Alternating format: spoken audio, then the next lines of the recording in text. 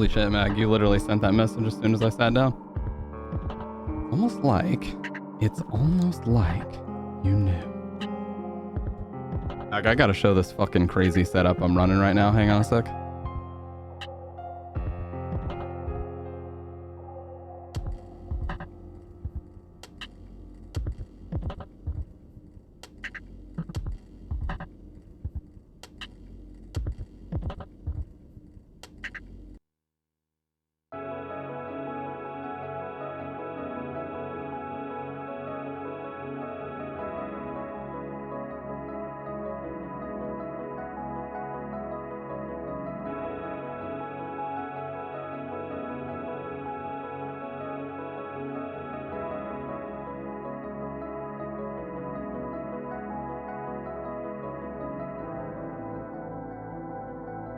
RE7. I just played RE7 a few days ago.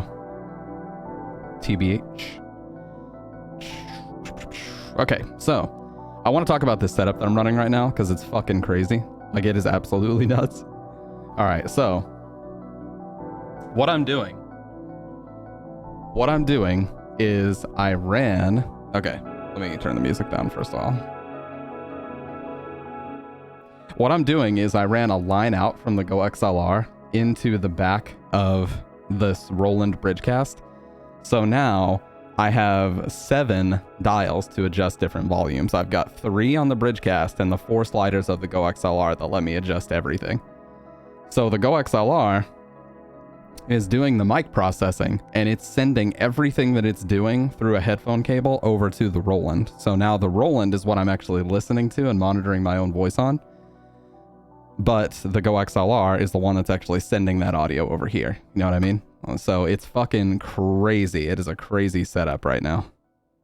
But it's awesome. So it gives me 7 dials to adjust everything, and I get to adjust the headphone volume and all that shit on the Roland now. And the coolest feature of the Roland, which I've talked about before, is this right here. So this is the Roland software. You can see as I'm talking, this is the line in from the Go XLR. So my mic and all that other shit is being sent over from it. So that's what you're hearing right here. So you can hear it registering. All these lines mean that it's at unity level, meaning you wouldn't want the volume to be any higher than that to get max volume. So I can still play the sounds. Oh, wait, I didn't hear the sounds. What the fuck? No, dude. After all this preparation. Wait, I think I know what happened. Oh, that's it. Yeah, so I have to send all these things line out, or you guys can't hear them. Now you should be able to hear the sounds. Cool. Oh my fucking lord! Look here! Look, listen! So I can send literally through the line out. I am sending everything that this is doing over to this new Roland, which I can then adjust with this software. So this is basically the entire Go XLR volume right here. So this is taking up one of my channels because I need to be able to mute this at a glance. Actually, no, I guess I don't really. I could just move this to something else and I don't need to use this because my game audio is going to come through this all fine. So I actually don't think I need this. But anyways, that's beside the point. See what I mean? Like, this is basically, this is just fucking insane right now. That's what it is. It's fucking insane. There does seem to be a fucking tiny little bit of delay, but it's not enough to mess up with my speech or anything like that. It just sounds very slightly different. So with that being said, yeah, this is insane. Look here! Look, listen! But yeah, last night we played Silent Hill 4. You were there, you know. Always fun. You know, Dave was talking about a little bit earlier.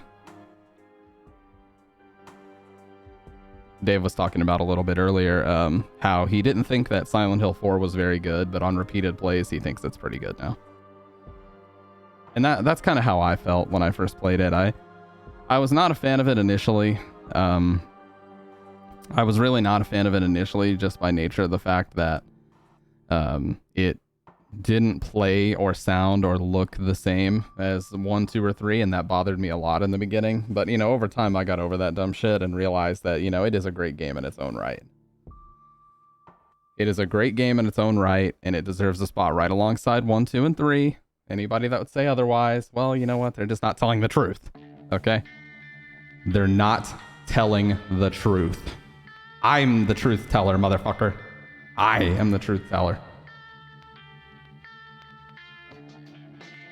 And when I speak the truth, I speak the whole truth. Get it straight, okay? Dude, my bangs are fucking crazy today.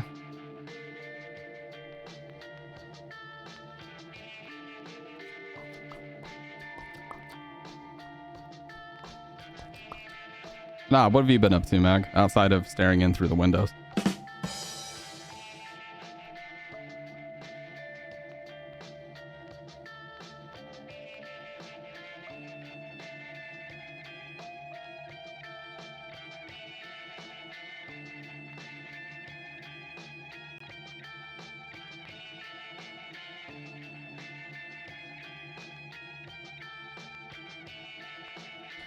Dude, it's so sad because one guy that I used to work with just found out that his wife cheated on him and she divorced him now. It's so fucking sad, man. They were working from home together for a long time. In a little bit. What? You'll have something to show me? What will you have to show me? Bridget, can you throw me one of those lint rollers, please? I still have fucking 0 hair on me. They're right on the corner of the TV stand there. Can you hand one of those to me? And also, I don't know if I turned the fan off or not. If you can grab that too, I appreciate it. But yeah, it's so fucking sad, man. Like, he doesn't even work for my company anymore, but it is still really sad just to see, like, his posts on Facebook are like, I want to fight hard for us and this, that, and the other. And he's like, some days I just have to realize that it's over and I have to let it go. Jesus Christ, man. Enough to make a grown man cry.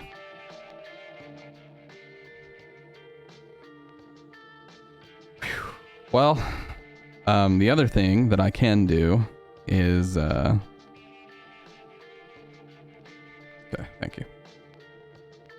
People really be posting anything? Yeah, it's like, my question is like, dude, that does not belong on Facebook. That's for sure. That was my thought originally.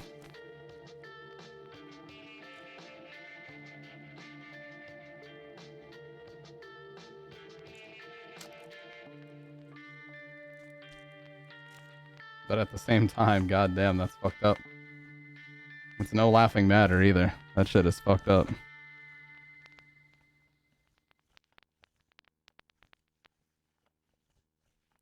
Even in my cringy days, I never did that.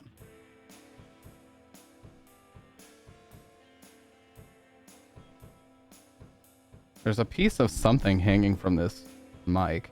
Okay, I got it. But when you say something to show me, what does that entail? I'd like to know, Mag. I'd like to know.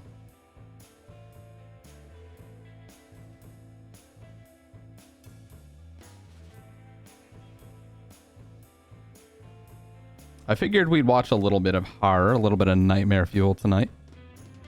That sounds like a good idea. Not gonna lie.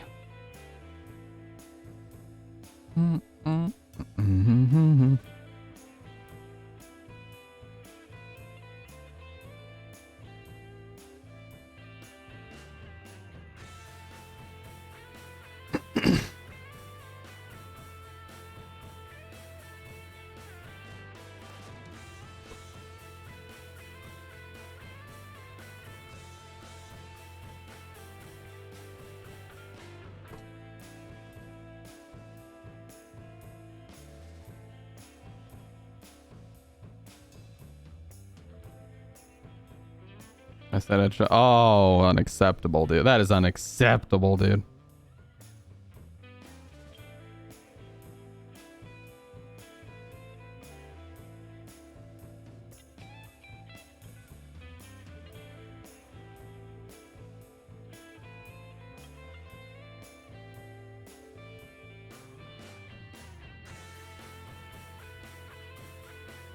Why am I sitting so low, by the way? I just noticed that in the camera. Oh god. Yeah, that's a little bit better. Good lord. Let's fucking like this.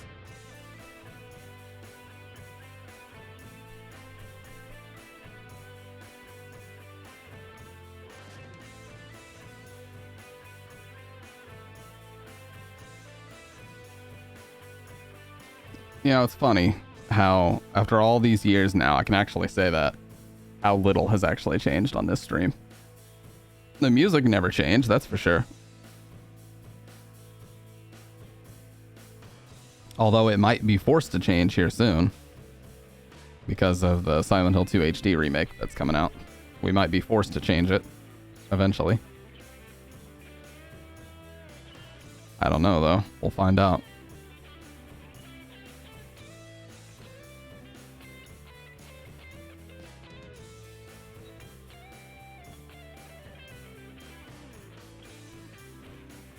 Oh, okay, so I just noticed I can change my mic monitor volume to be a little bit louder. It actually is still pretty loud, even when I just send it through. Oh, I know why, because it's just this level won't make a difference here. Even if I go up with this. Yeah, I've got to change the level on the Roland, that's why. I'd have to change the output on the aux for the personal. I'd have to make that a lot yeah, there we go. So with that, now I can hear myself quite a bit louder. That's actually a lot better than it was. It was way too quiet before. So I'll leave it right there. That way I can hear myself a little bit louder in the aux there. But you guys, that didn't make a difference because I only adjusted the personal mix volume, not the stream mix volume. See, if I adjust the stream mix here, it just got way louder for you. Now it sounds horrible. I know. I put it back down to where it's supposed to be. But for myself, I like to monitor my shit a little bit louder. Sue me, okay? And I can switch between my mix and your guys' mix, and I can hear myself this way too. That's cool.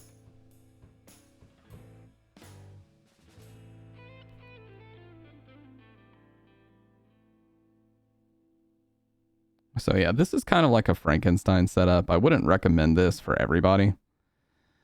Certainly not. It's a little bit overkill, but you know, at the end of the day, it's pretty cool to be able to do it. Having both devices like daisy chained together like this is pretty cool. Anyways, let's watch. I want to watch a video because there's plenty of videos that have been released that I have not watched since they came out. Mr. Beast Emotional is one of the most recent searches if you type Mr. That's weird. Oh wow, I watched this video about voicemails with backstories? No, I didn't. Not on stream. Terrifying true night drive horror stories. Should we watch that? That sound good? True nighttime horror stories? That sounds fun. But yeah, you know, this 30 day has been a blast so far. I said a while back that like my January hours were low and I could tell that I was losing motivation because I was taking multiple days off. I would like stream a night. I would stream a night and then I would skip 2 days and then I would stream a night and I would skip 2 days. And I was like, yeah, I've just had enough. Like eventually I got sick of it. I was like, you know what? 30 day. My hours need to go back up. My effort needs to go back up because there are no shortcuts. Let's do this shit. So far, we have streamed every day since January 31st. And the reason is because February is only 28 days this year, of course. And so let me see what we're looking at so far.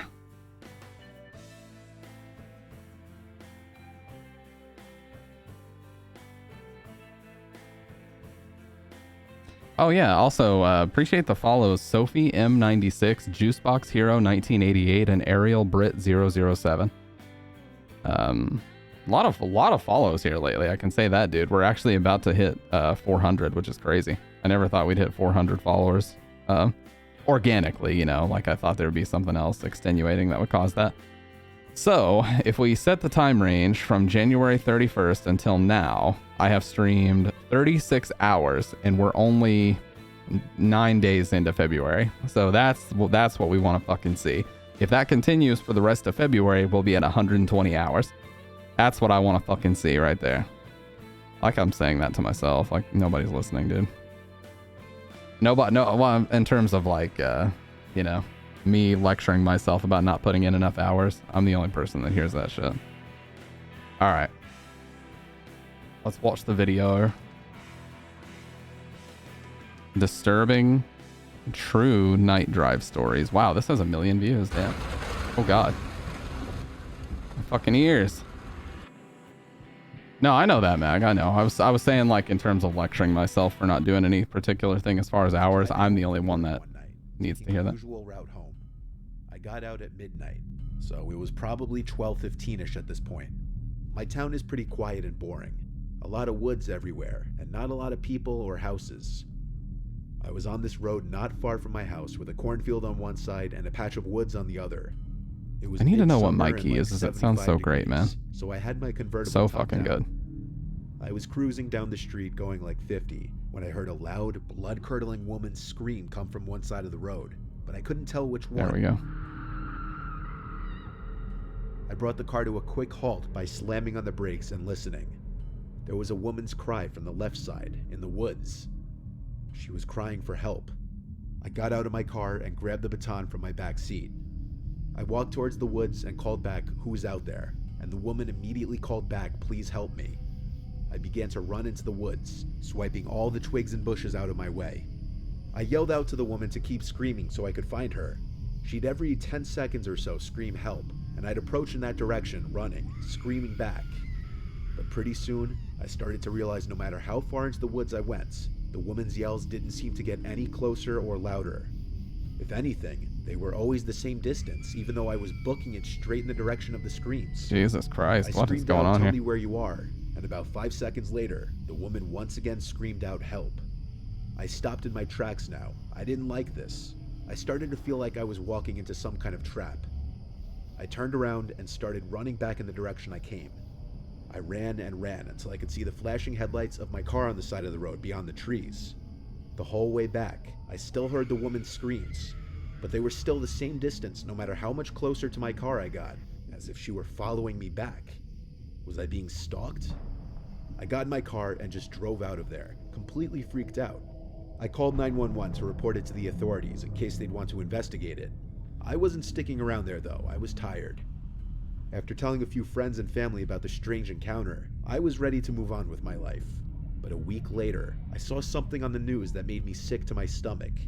The dead body of a 30-something-year-old woman was found in the woods by a man hiking with his dog. Oddly, there were no signs of foul play. The location that the body was reported to have been found was the same general area where I heard the screams. While that patch of woods is very big, I can't help but feel that would be a huge coincidence. Oh my god, yeah. How the fuck though was it sounding like it was the same distance no matter where he was? That's the fucking crazy part of that one.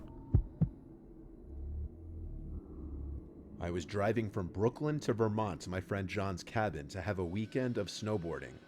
I had 2 cars at the time of this story, a 2013 BMW 3 Series and a 2006 Ford No comment about BMW drivers, never mind. F-150, which I was driving on this particular night. I had my snowboarding gear in the bed of the truck. I was about 45 minutes from my buddy's cabin at this point. It was late, like 10 p.m. It was pitch black on these roads, and it was snowing. There were like no other cars on the road up there besides me at that hour. I had just gotten my truck back from the mechanic a few weeks ago. No comment. Frequently had problems with Okay. that truck, and that night was no exception. At perhaps the worst possible time, on the quietest, darkest road, suddenly my engine starts to completely overheat into the red zone. I slow down and pull onto the side. Yeah, Wait this is for one it of my to cool biggest down fears. again. Car Then I breakdown in the slowly middle of got the back night. on the road, but even at a slow speed, the needle went back up to the red, and the engine was overheating again. I had to pull over. They and turn can't off the take their truck. head out of the ass to see, out of their ass to see the road. Hey, you said it, not me. What's up, by the way, Jordan? I went under the hood to try and diagnose the problem, but I couldn't in the dark and the snow. I had to call John. On this road, the reception for T-Mobile was non-existent. I couldn't even call for help. In the moment, I felt screwed. I went into the truck to turn it on again and at least wait in the heat of the truck as it idled. It didn't seem to overheat while idling. I tried one more time to drive, but the same thing happened again. So I had to wait like 10 minutes before I saw a car passing. I had my hazards on, and I opened the door and waved my arms. The passing car stopped. It was some little Toyota. The guy rolled his window down, and I thanked him for stopping and asked if I could use his phone. He asked what happened. I told him my truck was overheating and was undrivable. He then asked me if I'm all alone. I paused for a second and said, "Yeah." He reached for his cell phone and handed it to me. Oh no. He must have been a local because he had bars. He's a I pervert. called my friend John. He picked up, and I asked him what I should do. He told me to call this specific towing company nearby, and that he'd come and pick me up. I gave him my exact location, and he said he was gonna head over. After that, I called the towing company he gave me and requested assistance. During both phone calls, the guy in his car watched me the whole time. I tried to not look back though. After my phone calls, I handed the man back his phone and thanked him. He said you're welcome, and without saying anything else, he rolled up his window and drove down the snowy road into the darkness ahead.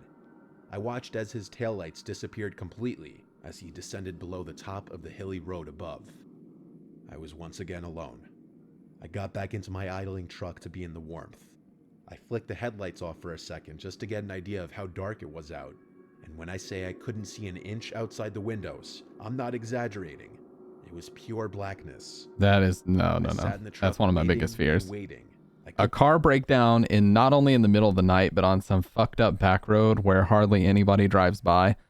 Dude, it's just Texas Chainsaw Massacre in my mind. Fuck that shit. Didn't even do anything that needed an internet connection.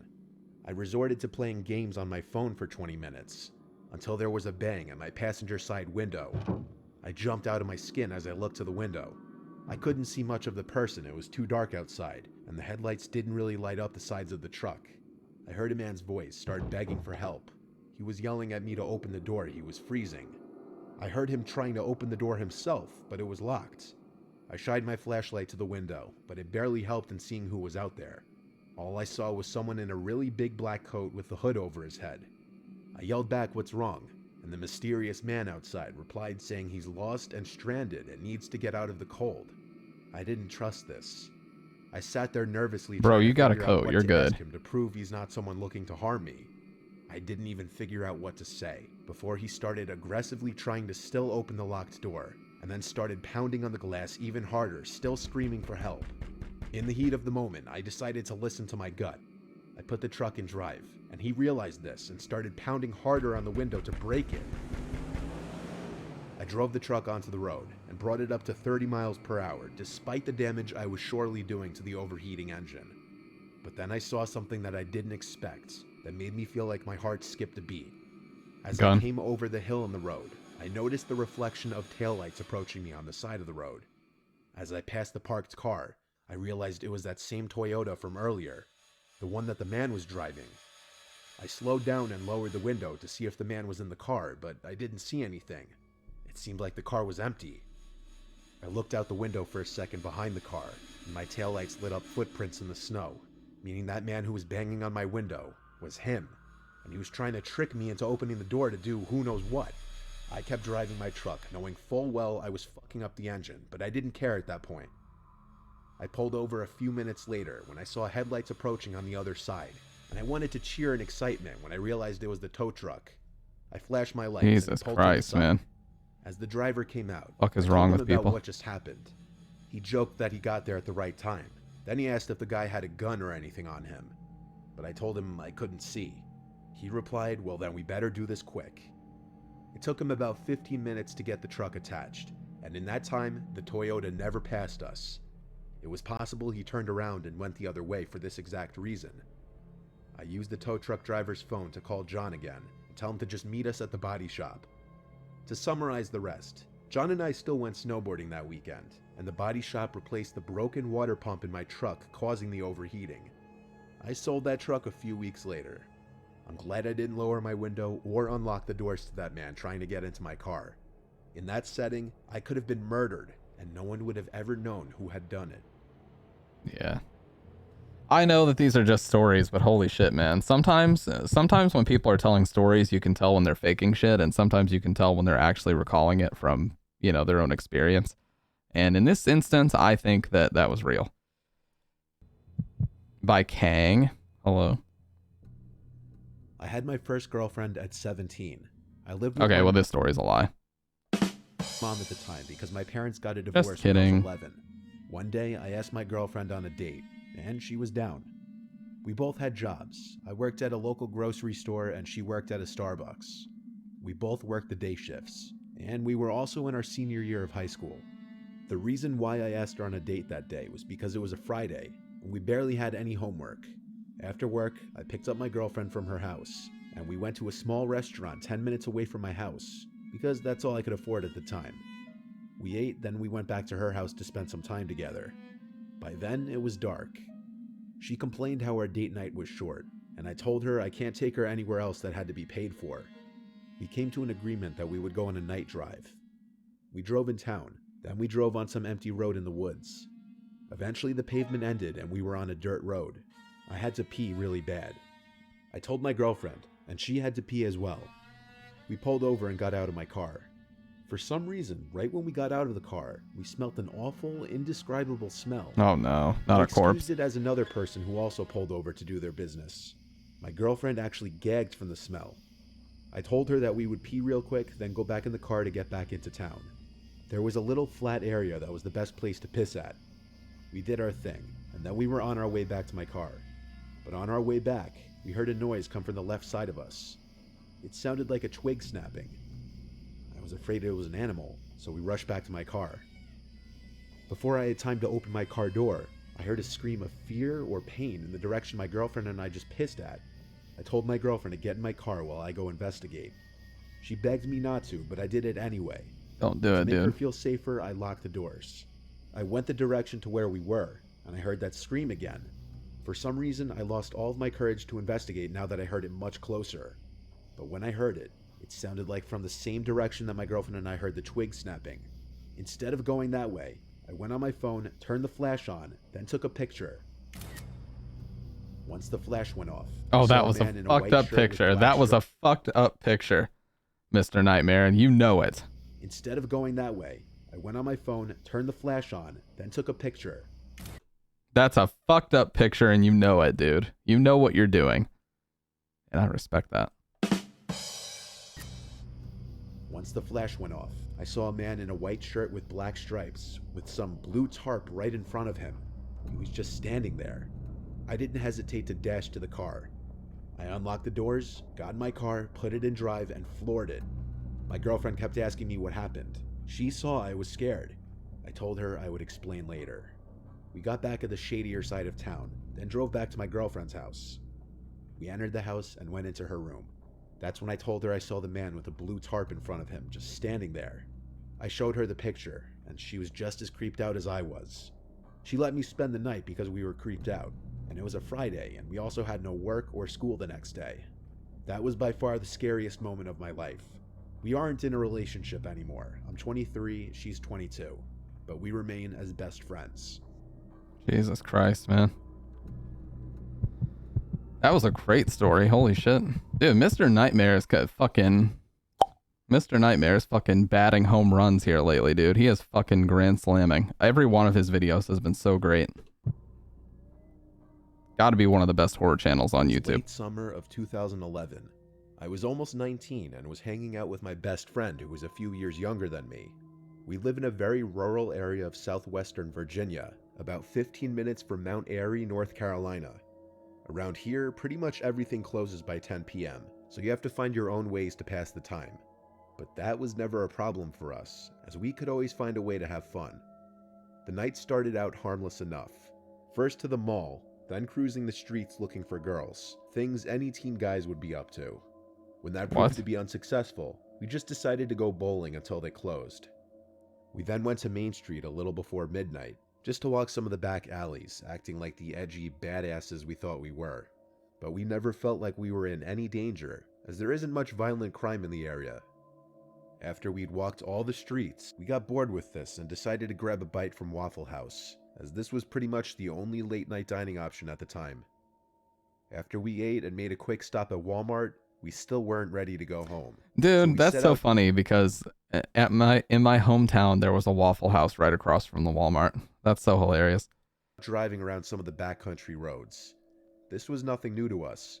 As I said, around here you have to make your own fun, and late night drives were always our thing.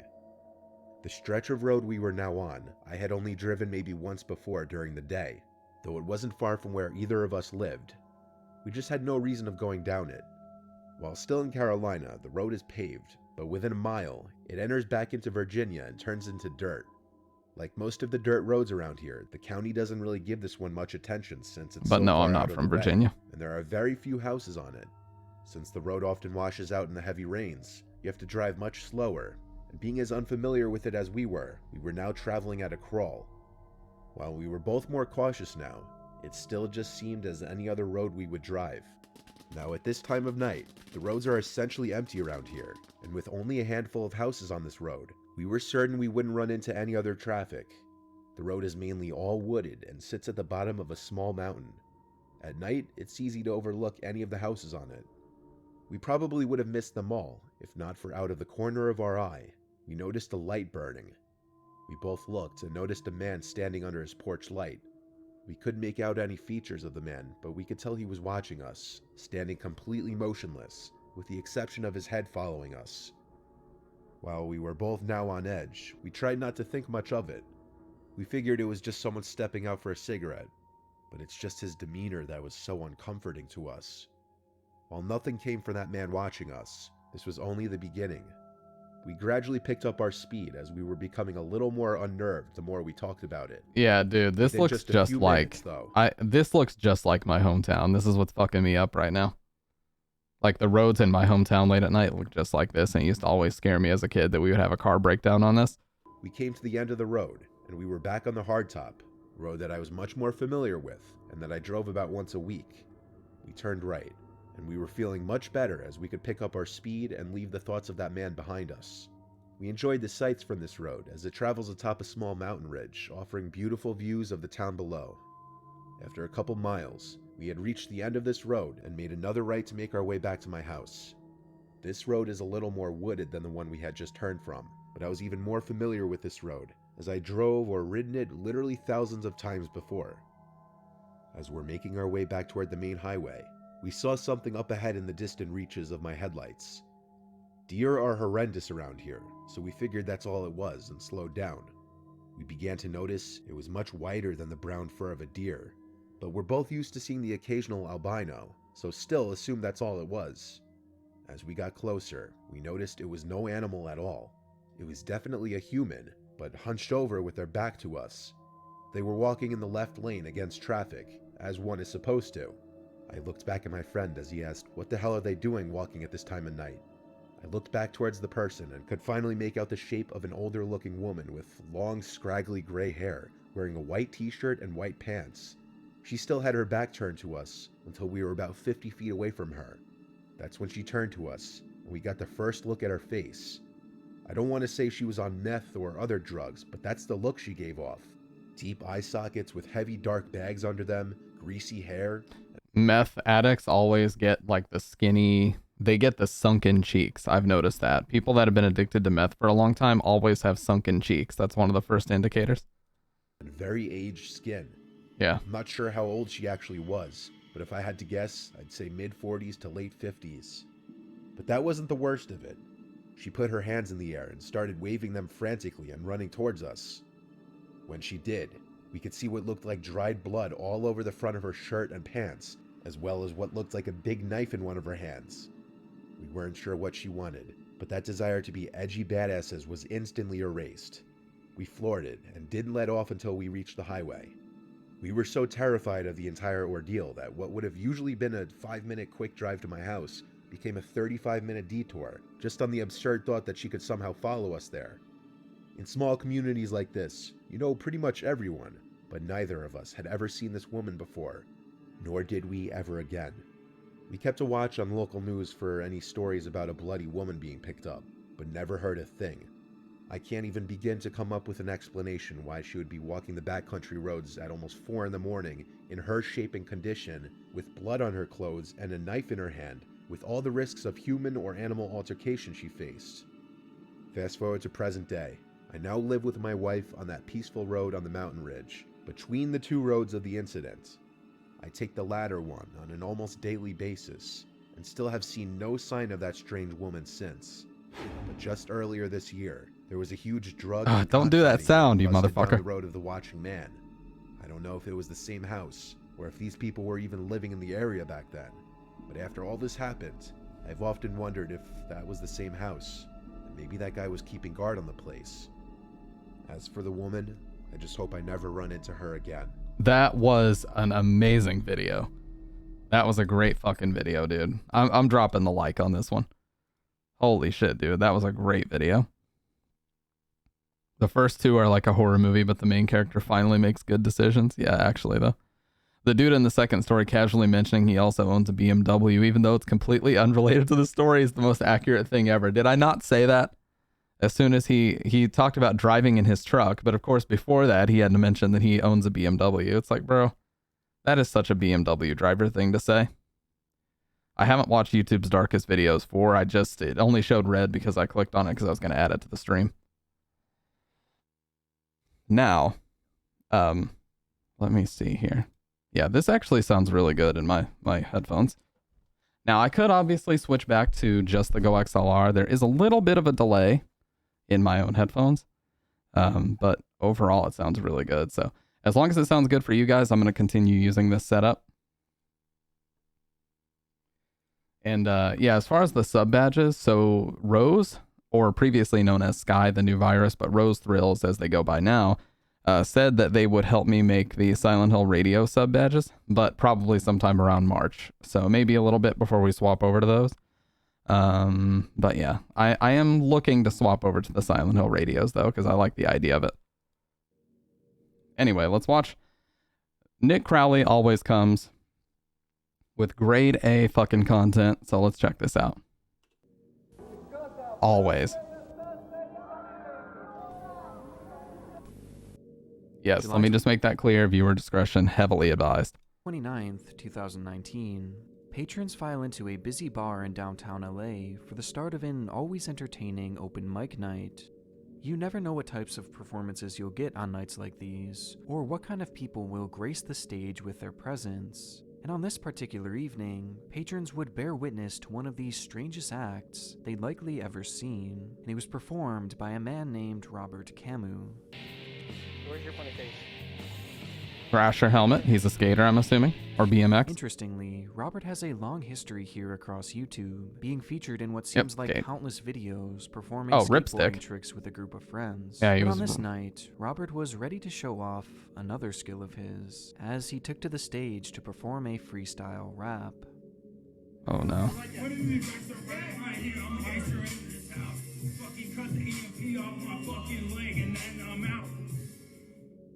Starting out, the performance What the hell was that? Well, a little shaky to put it nicely. Terrible. Which was at least partially to blame on Robert's apparent drunken state. But a bad night of karaoke in isolation is nothing all that noteworthy. In fact, ooh, look at those Vans classics though. Many would Ooh, you better stop. Those are so sick. With the gum canvas. Oh, stop it. Is nothing all that noteworthy. In fact, despite the lethal doses of cringe, many would actually view this as a great time, a funny memory, and even respect Robert for being so willing to go up there and just give it a try. However, his performance wasn't quite finished yet, and after fumbling his way through the beginning of the song, Robert's lyrics take an unexpected turn. Motherfucker,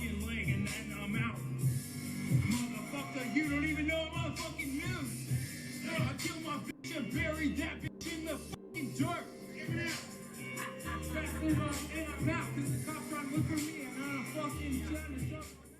Yeah, the guy with the mic was like, whoa, whoa, whoa. He's like, hey, give me the mic back, motherfucker. You're too drunk. Messy video shows Robert as he raps the line, "I killed my bitch and buried that bitch in the fucking dirt," before muttering that he has to leave because the cops are looking for him.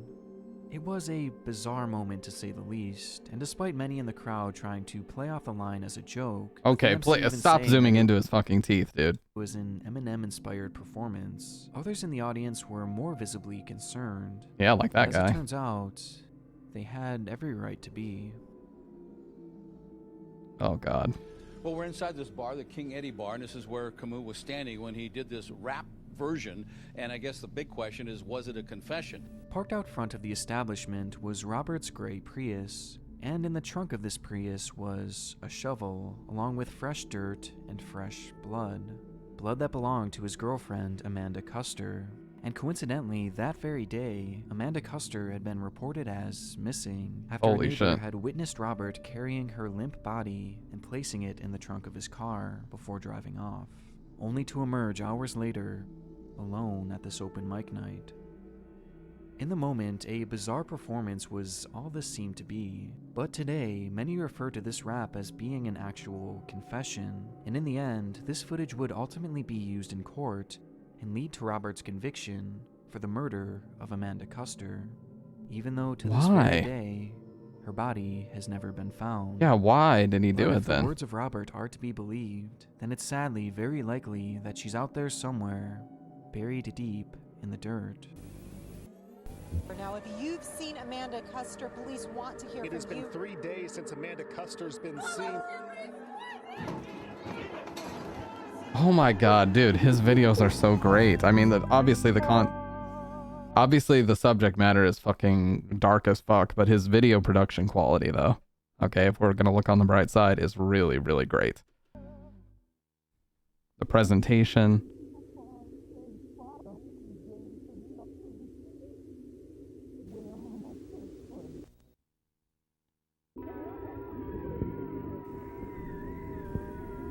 Is this an ad? Because I will warm up the wrist. Remember, people have to learn how to swim. It's great fun though, and something you can do with all of your friends. During the summer of 2022 in Karei Yosef, Israel, a popular corporate villa had been rented out by a local marketing agency to host a company event.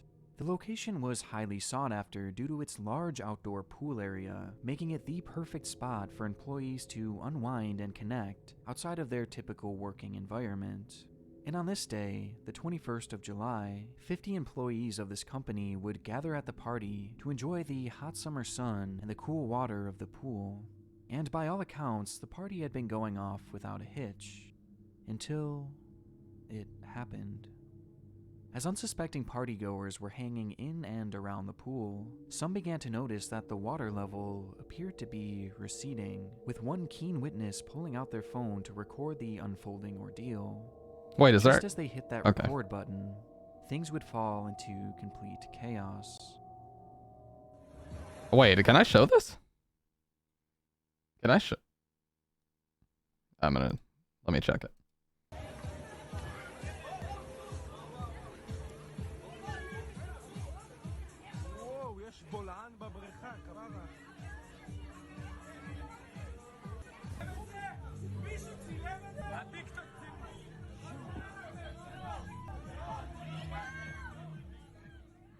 Okay, I can show it. Just want to make sure, you know, you never know. I don't know. Like, I'm not trying to show somebody actually die on camera, you know?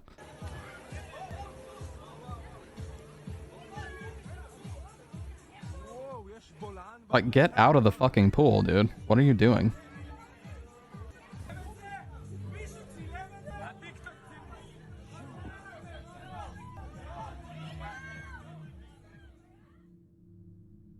Suddenly, a large sinkhole opens up beneath the pool, in turn creating a massive vortex and an impossibly strong current, dragging essentially everything in its path down towards the opening. And within mere seconds, the pool, once completely filled with water, had become completely barren, with even the pool floats disappearing beneath the surface of the earth. Luckily, at the time there were only about 6 partygoers in the pool, and 3 of them had immediately made their way to safety, but one man could be seen standing dangerously close to the newly formed Yeah, what's he crater, doing? Get out of slipping there. and falling to the ground just inches away from being pulled into its opening. Thankfully, he too had managed to make his way to safety, but the 2 others weren't so lucky, as in the moments immediately before this video began, they had been sucked into the depths of the sinkhole. Of the 2, one would be able to quickly pull his way to safety, while the other was nowhere to be found. As rescuers made their way to the scene and attempted to enter the hole, it was discovered that it was far deeper than anyone could have imagined, with later reports showing that the pit was a staggering 43 feet deep, with Jesus. the entire opening being filled with water. and the missing swimmer, 32-year-old Khalil Kimhi, was trapped at the very bottom. It would take 4 grueling hours of navigating that claustrophobic grave to finally reach Khalil, who by that point was sadly long gone, having likely already perished by the time rescuers even reached the scene, passing away in what must have been one of the most horrifying ways imaginable.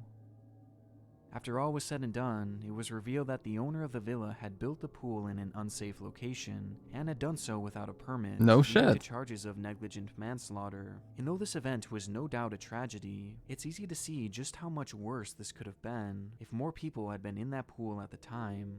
And what truly haunts me the most about this clip is just how unexpected it was. 1 minute you're enjoying a beautiful swimming pool, and the next, you're trapped 40 feet beneath the earth, drowning with no chance of survival.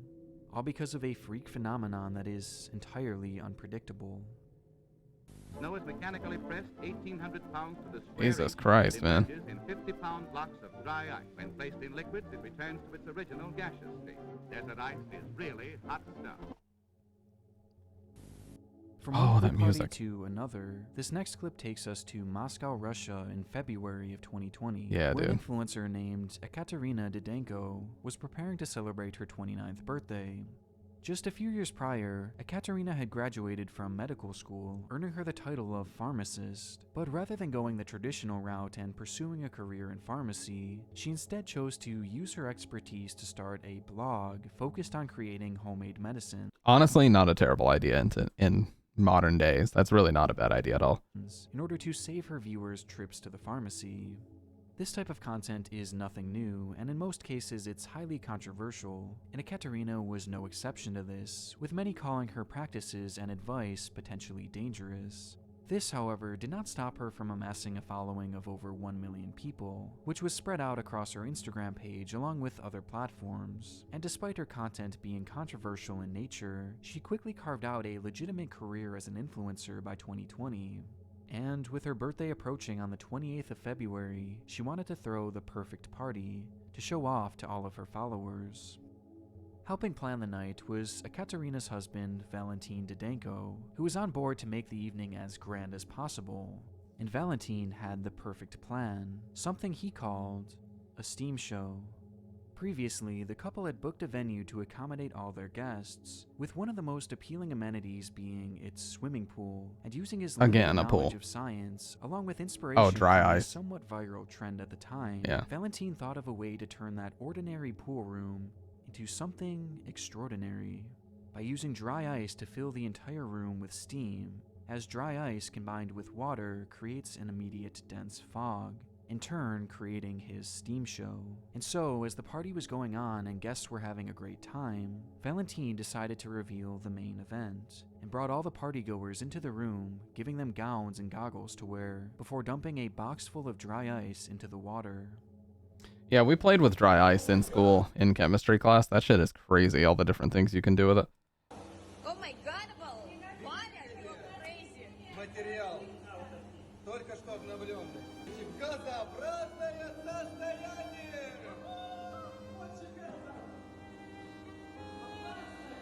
It has to be that somebody falls in, dude. It has to be.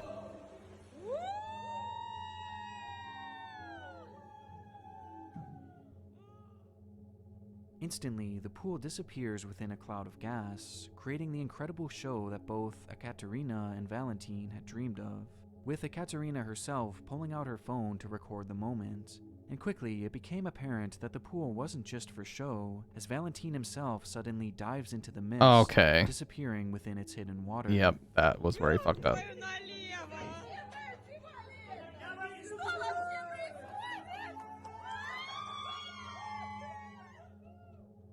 But there was just one problem. Never surfaced.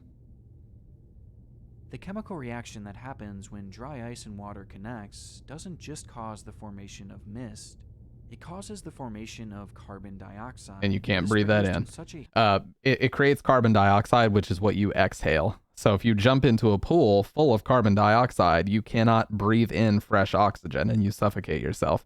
So it asphyxiates you. highly concentrated form that it appears as fog, meaning that the cloud we are seeing here is made entirely of straight CO2, Yep. which in such high concentration is toxic to humans, Yep. with it causing shortness of breath and eventual asphyxiation. And though I just said it. Asphyxiation. Katerina's recording shows the group having the time of their lives, no one realized that when that dry ice was placed in the pool, it had in turn placed all of their lives in danger. They needed to get out of that. If they didn't leave the room, they could have all been subject to that too, because they're now breathing that in. This is why you don't use shit like this. Yeah, they have the safety shit on, but why are you going to wear all this safety equipment and then dive into it? That's why you don't mess with any of this shit unless you know what's going on. Valentine wanted the show to be as long-lasting as possible, and in turn ordered the doors to be closed in order to keep that fog inside the small room, meaning that there was very little ventilation to filter out this toxic gas, making the levels of CO2 not just very dangerous, but incredibly deadly. And Valentine had just dove directly into its heart.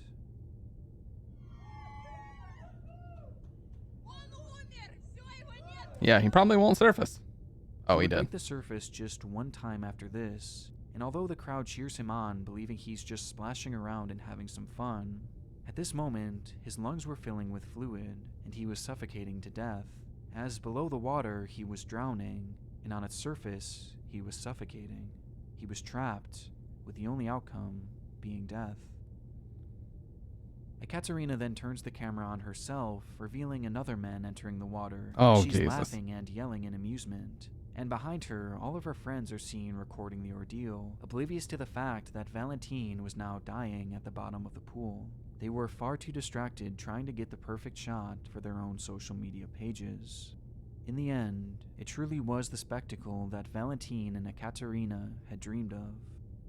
Shortly after the recording had ended, partygoers would finally realize that something was terribly wrong, as some began to experience shortness of breath that eventually caused them to pass out. Meanwhile, others began to feel sharp pains throughout their body that were eventually learned to be the result of chemical burns. Yep. Once That's the why you room was don't fuck with finally dry ice. evacuated, 3 partygoers would be unaccounted for, as Natalia Manakova, Yuri Elfarov, and Valentine were left in the foggy room, dead at the bottom of the pool. What should have been the perfect day for Ekaterina had instead ended with her becoming a widow. And as off-putting as this video is, many would point to Ekaterina's behavior following the incident as even more unusual. Back to normal, probably. Immediately after the incident occurred, Ekaterina would start her grieving process by posting this video for the world to see, and subsequently vlogging her experience at the hospital and documenting the death of her husband.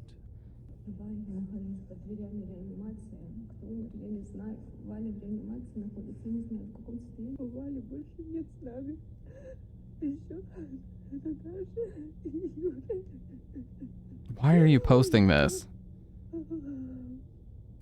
It was admittedly a bit bizarre, as many accused her of exploiting the death of her husband Yeah. to gain internet followers, with further questions being posed as to Bald why Enigma. she hadn't considered the deadly effects of dry ice and Dude, Bald Enigma actually looks like he would beat the shit out of me.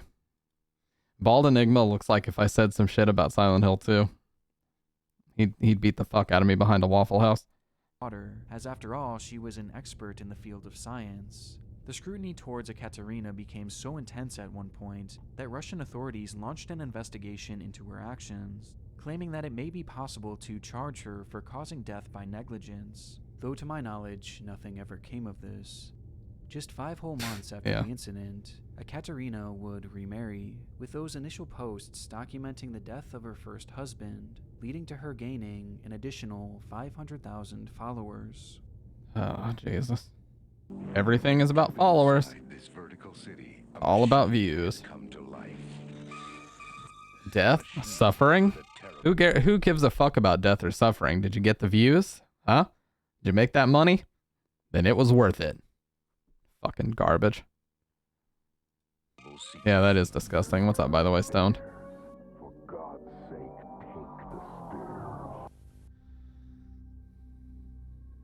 It was a quiet January night in the Yuan Lin Finance and Economics building, located in western Taiwan. The 16th-floor tower held its fair share of both office spaces and residences, though as the clock reached past midnight, only the building manager would be awake in its lobby. As he settled in for another uneventful night, the silence was suddenly broken by a woman rushing in with a small child. The man didn't recognize her as a resident, and given that the offices were closed for the night, he stopped her and questioned why she was there. The woman, however, brushed him off in a hurry, stating that they were only there to meet a friend, before entering the elevator and disappearing out of view. According to the man, he felt a bad omen in the air after the encounter, and only grew more concerned as the morning arrived and the woman had yet to come down and exit the building. So out of curiosity, the manager turned to the building's CCTV footage to determine where the two had gone. Oh no. Only to see this.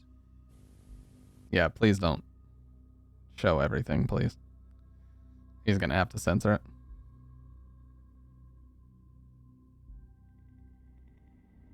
Oh no. Oh dear God.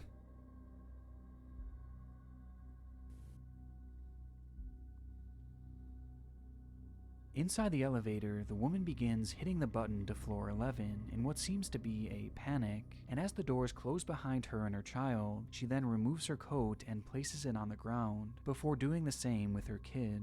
When the elevator then reaches their desired floor, she quietly slips off her shoes and exits in a hurry. Please don't tell me this is what I think it is. Footage, as their behavior just seems slightly off, and it's made all the more disturbing due to what they could or couldn't see on the cameras after that. Upon exiting the elevator, the pair are seen walking down the hallway on floor 11 in this grainy footage recaptured by the man's cell phone, with the two heading in the general direction of the stairwell, which also happened to be the sole entrance to the roof. And from there, the two aren't seen again. Noting this, the manager immediately began fearing the worst, as their bizarre behavior coupled with the route seemingly leading to the roof. Yeah, I'm assuming they just jumped off. One thing, and quickly the police were called for what they believed to be a cleanup job, figuring that the two had jumped off the roof. This belief was further fueled by the woman's actions in the elevator, as removing one shoe prior to is apparently a somewhat common thing in Asian countries, as they don't want to track dirt into the afterlife. However, once officers arrived on scene and searched the entire perimeter of the building, there was no sign of the mother and daughter, not even a single trace of blood, meaning they couldn't possibly have jumped.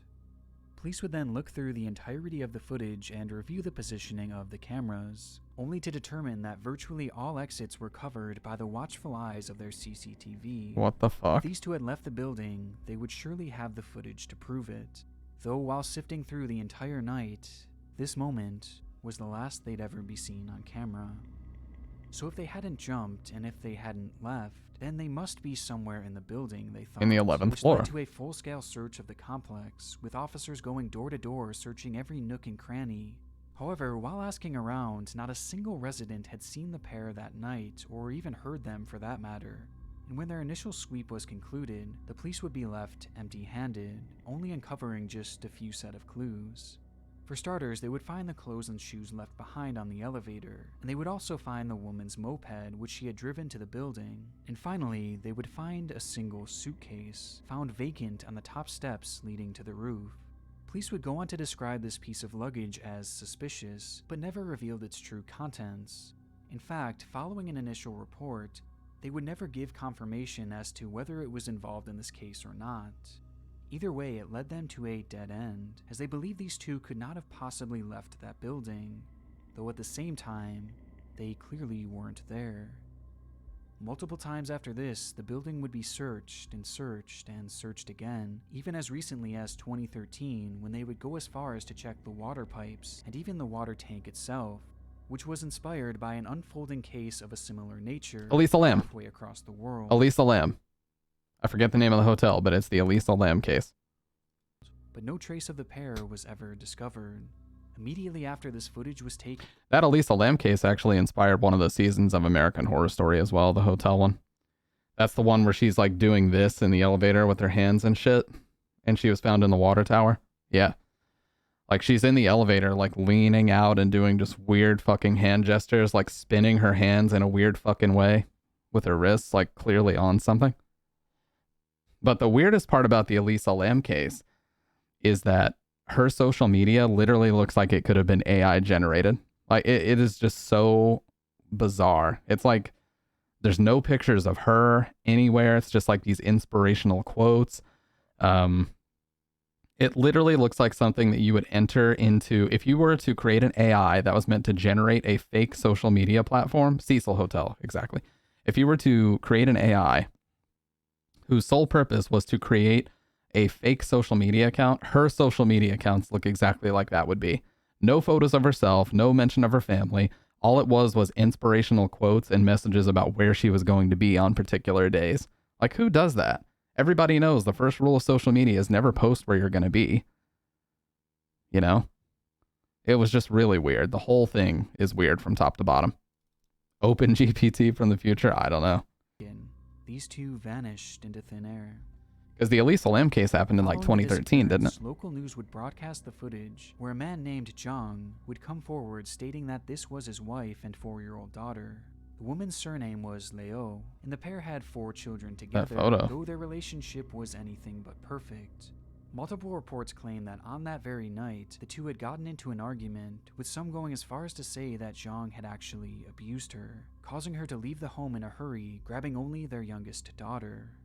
Meanwhile, their eldest daughter would go on record stating that Leo had told her that they were going to visit a friend's house just for a few days, only to never return. But where did they go? Despite the significance of discovering the identity of this woman and her daughter, it would ultimately fail to help solve the case, as there have been no sightings of these two since this moment, turning this into one of Taiwan's most mysterious cases of all time. And in the region, 3 major theories have emerged. My only guess is that if they didn't see them leave, maybe they were dead and someone like, I don't know, this is really morbid, but maybe somebody like stuffed their bodies into a suitcase or some shit and just walked right out the front door and they would have never been able to know what suitcase they were in. I don't know. That's the only thing I can really think of. Maybe someone found them dead, or maybe somebody actually killed them and they smuggled them out without them being able to actually see them leave. And, you know, you wouldn't think twice if it's just somebody walking out with a suitcase. Yeah. First, many locals in the area believe that something otherworldly happened to these two, No. with one resident at the time stating, "I think they entered another time and space." This belief is actually so strong that even as of just a few years ago, that 11th floor is practically left vacant, as the only remaining family on that floor claims that everyone moved out of fear of the supernatural surrounding the incident. Another long-lasting theory was that the two were still somewhere in the building, having potentially taken their lives or just gotten stuck there. And officials believed this for years after the case, assuming that eventually someone would happen upon them.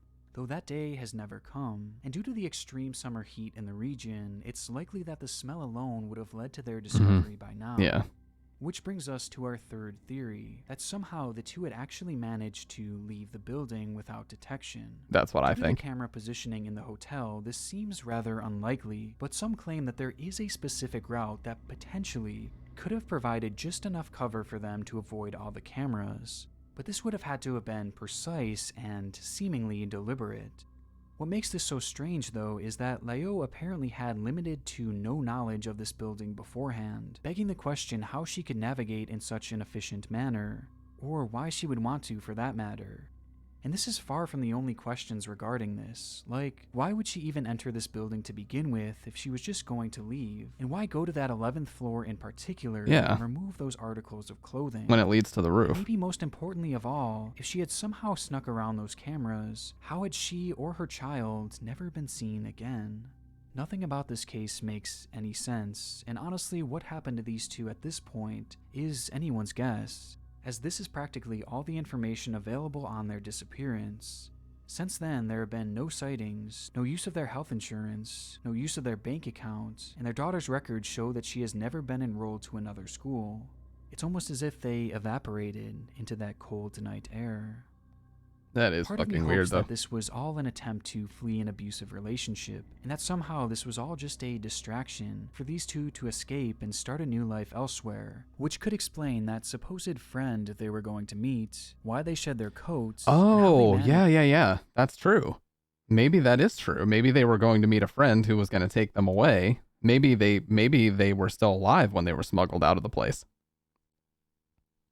That seems to make the most sense. Maybe they changed their names, maybe they changed their identities, all kinds of information about themselves, and they just went somewhere else. and somebody in this place was helping them, you know, helping basically smuggle them out. That actually makes the most sense for sure.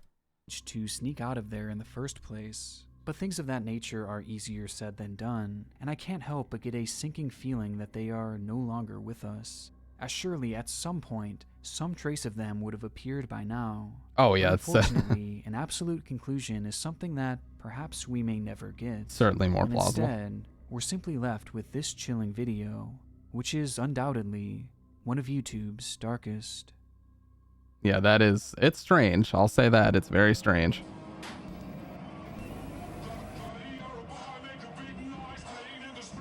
The lame horse incident. Okay, can I just mention, can I just say really quick, you guys are going to think I sound like a fucking, I don't know what. I honestly hate clubbing. I really do. I hate going to a club, dancing like a dumbass, and getting drunk. Like, so I know some people find it fun. You're going to think I sound like a prude or like I'm being an asshole. I just hate that environment. I really do. I fucking hate everything about it. So when I see shit like this, I'm just like, oh God, what's going to happen here? Because like everybody's drunk. They're being stupid. Who knows what the fuck is going to happen? In-house fire killed like 70 people. Jesus Christ, man. It's like that show that the band Great White played where the club got set on fire in like 2003 or some shit. Some of the scariest footage you'll ever see is whenever the pyrotechnics light the place on fire. So when I see this footage, I'm automatically like, oh my God, what's about to happen, dude? Like I would honestly rather chug a gallon of chocolate milk and vomit it up every single day of my life than go clubbing. I know that sounds stupid and extreme, but I really would. Was well underway. December 5th, 2009 marked the 8-year anniversary of the beloved Lame Horse, a roughly 5,000 square foot nightclub located in Perm, Russia. On the evening of the 4th, the club began to fill with partygoers keen on joining in on the massive party. To commemorate the night, a cameraman and an interviewer would be on scene to document the events of that evening, which they did by first speaking to patrons as they roamed the club, getting their thoughts and opinions on the celebration. He's so drunk already.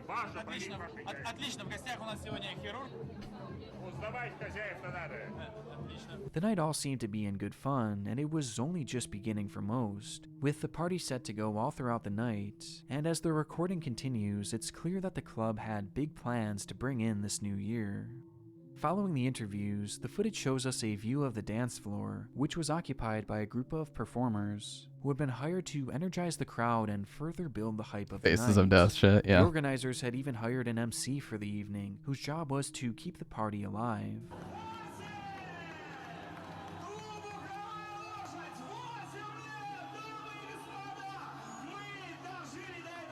By this point, over 300 people had made their way into the building, as the MC continues the show by joking around with two young women, who were clearly guests of the bar, with the cameraman fixing his lens on the three as the crowd watches on in amusement. But it's at this exact moment that the camera unintentionally catches something far more interesting, something that could easily be missed as it seemed so unimportant in the moment. Was it the guy behind? Everyone's eyes are fixed forward at the show before them. This woman, standing on the far right of the camera, barely occupying a sliver of the frame, casually turns her head, only for her eyes to lock onto something behind her, and noticing the woman's bizarre reaction, the cameraman follows her lead and turns the camera in the same direction, revealing a fire. This.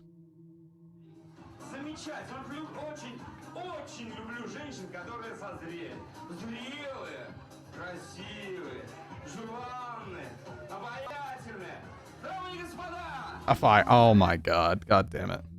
Unbeknownst to pretty much everyone in the club at Dude, the time. Stop with the pyrotechnics in small clubs. What are you doing? Stop with the crazy fucking pyrotechnics in small clubs like this. A spark from the show's pyrotechnics had made contact with the club's ceiling, which was covered in decorative twigs for the party. And of course, they're all within a matchsticks. split second, a fire would erupt. The initial shock caused many to freeze in place for precious seconds. And then as people try to scramble toward the door, they get trampled. And it wasn't until the MC, the same one in charge of keeping that party alive, began to shout, "Ladies and gentlemen, guests of the club, we are on fire, please leave the hall," that the patrons would finally unfreeze.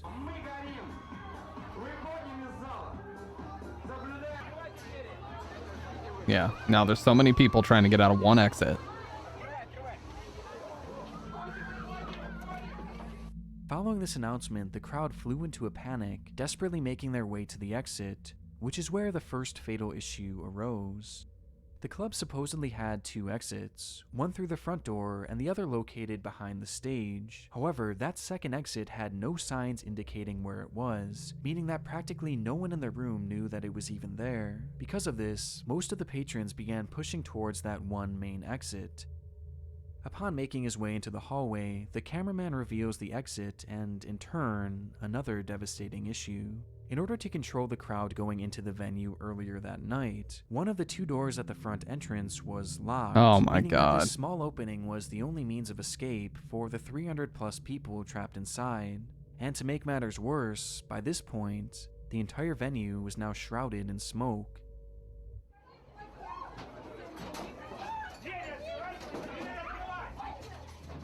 Holy shit, you can see the smoke coming in. As so many people were attempting to fit through that small exit, they became stuck, causing a logjam and in turn, a human crush. And the more people desperately tried to push through that door, the more jammed it became. Meanwhile, those still... Yeah, definitely, Meg. I need a break from all this. Jesus, I need a break from all this tragic shit, man. It's starting to weigh on me a little bit. Whew.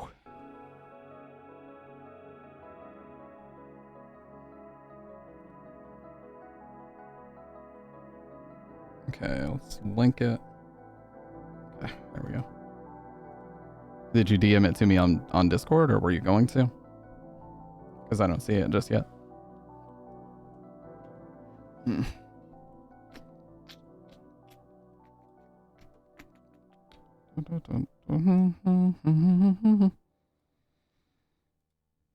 Yes.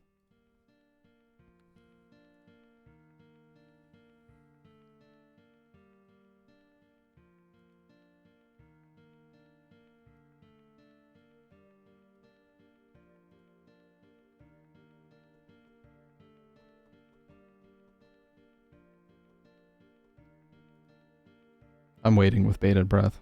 Not a graphic or anything. Okay. It doesn't have to be a graphic or anything.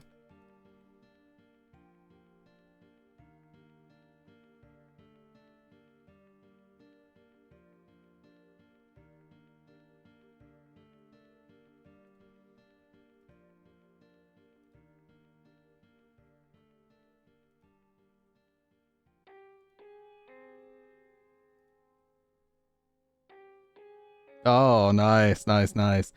Yeah, dude. I fucking use that. I have used that for like 2 years at this point. It's so good. Mag just sent me that she got an MX Master for work. I'll show you guys this. Fuck yes, dude. The greatest mouse in all the land. Look at that. Beautiful. Isn't it crazy how well it fits? How well it fits the palm of your hand, though? Dude, that is a nutso mouse. It's like one of the greatest shapes ever. Yeah. But yeah, I yet another thing I've influenced you to buy. My dirty ass company given mousepad. Hey, if it works, it works. Yeah, the white version is bad because it gets yellow really quick. So you got to be careful about that. Yeah, it is very quiet. It barely makes any noise when you click them. MX Master 3S. Mine are a little bit different. They have the clicks, but they're an older version. I got 2 because I got a really good deal at Best Buy. But one of them I have a return policy on, so if I ever want to, I could just go swap it out for a 3S. I just haven't done it yet. But yeah, dude. How many things have I influenced you to buy at this point, Mag? DT990s, the MDR 7506. There's got to be several others. Yeah, the 3S has the quiet clicks. That's the main difference. Now you know what's next, Mag. You know what's next. Oh, that cooler, the CPU cooler. Yeah, the thermal paste. You got to get yourself a 7B. That way, when we do our podcast, if/when we do our podcast. Young lady.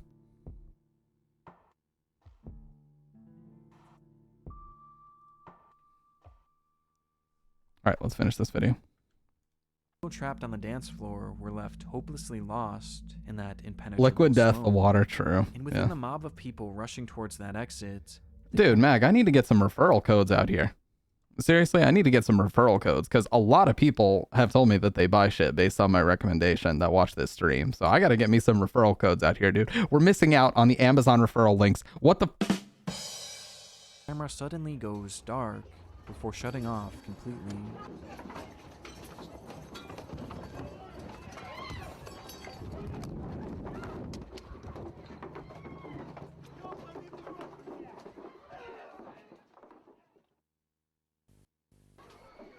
Oh, you didn't like Imperial? That's okay. You're allowed to have incorrect opinions. Somehow, the cameraman, along with multiple others, were able to squeeze their way out of the exit, as evident when the camera begins to record sometime later, this time in the middle of the road, revealing hints of the havoc that was occurring both inside and outside of the club. But tragically, this is where one last fatal factor was added to the equation, which was highlighted by a quote from a survivor and one of the very first people to escape the club. After I got out, there were no firemen or emergency services for about 20 minutes. Oh my god. Nobody at all. There were only 2 ambulances altogether. They managed to take 6 or 7 men and left. No more ambulance cars arrived, at least I saw none. Firemen had pulled out a number of people by then, half clothed. They were Yep, simply PC laid monitor out too. on the cold asphalt. Nobody cared for them. People were lying on the ground for about an hour and a half, definitely for no less than an hour. It could be that many of them died because of this, because of the cold. It was 16 degrees below zero outdoors. Oh my god. In what has since been heavily criticized, and rightfully so, the emergency response team only fueled the intensity of this disaster, as many of those trapped inside were left to their own devices, and those who were rescued were laid out on the street with severe injuries, and most of their clothes burned off, forced to lie there unable to move for over an hour in the freezing cold. It's unknown how many deaths were caused by this alone, but if these first-hand accounts are to be believed, it's likely that many were. Dude, the fact that people were in there wearing basically nothing, like how hot did they have to keep it in here? Yeah, there's a lot, I know. I know you got MDR 7506s for your boyfriend as well, on my recommendation. Itself. But have you ever been disappointed with anything I've recommended? Okay, let's tell the truth. I don't think you have, outside of Imperial, but that's butter. It costs you like $2. These victims, but the emergency response team had as well. Ultimately, 101 people would die on the scene that day. Holy and an fuck, additional man. 55 perished later in the hospital Because with of the mistreatment. catastrophe amassing a death toll of 156 total people, making it the deadliest fire in Russia since the fall of the Soviet Union. The footage from that night, taken before, during, and after the event, truly account for some of the most disturbing on this site.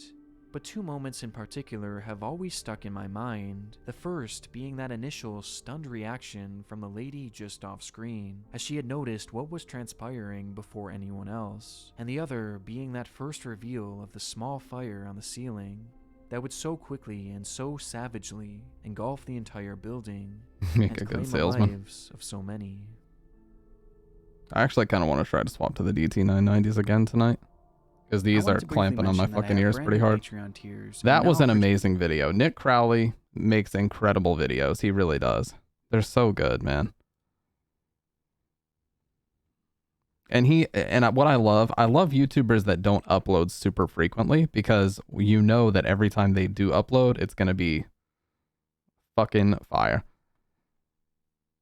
Yeah, Surge Protector. I would make a good salesman, Mac. Holy shit. Look at all the stuff you've bought off my recommendation that's worked out well for you.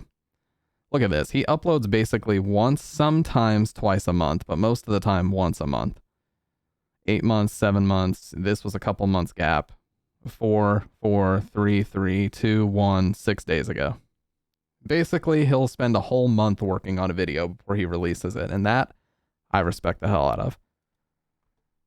Hurt your wallet?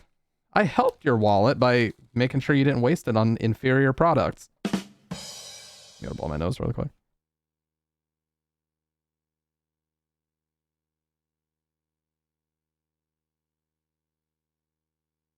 I ensured that your money only got spent on good products. You see? So in turn, it actually helped your wallet quite a bit.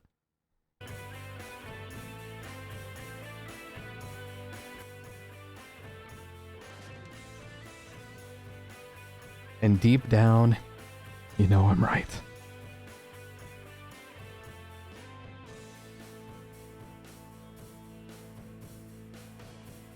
Well, with that horrifically tragic video out of the way and the Mr. Nightmare stuff, what should we actually play in terms of a video game tonight? Because I'm not gonna lie, those have me a little bit on edge.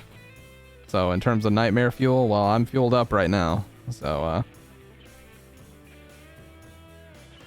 what do we play, if anything? Or if you guys want to continue watching videos, that's cool too. I'm down.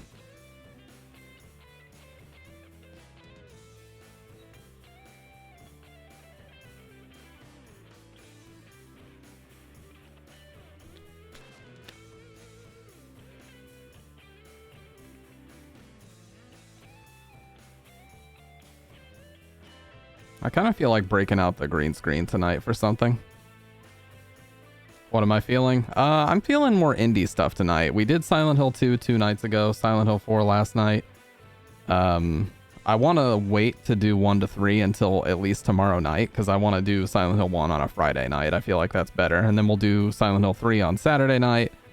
And then we won't touch them until the end of the 30 day, where we do 1 through 4 in one shot. So I'm kind of feeling some indie stuff tonight, but don't know what. And we could always play some Resident Evil, you know. I wouldn't complain. Probably passing out soon. I feel you. Yeah, I took a 4-hour nap, but last night I literally did not sleep whatsoever. So I'm on like 4 hours of sleep in the past 24 hours right now. Don't judge me, okay?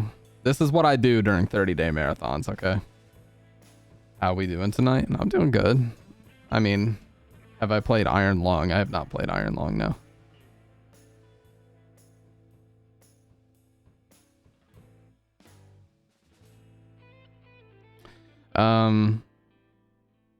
You know, it's funny. I was talking about this earlier, how things have changed since 3 years ago. I can't believe January 26th was when I started my 72-day challenge 3 years ago. Now, an Eternal Enigma has a cool feature. Oh, what are you up to tonight? Not a whole lot. I'll tell you, for the last 2 months, you've been up to a whole lot. You're a pretty prolific chatter there. Want to explain yourself?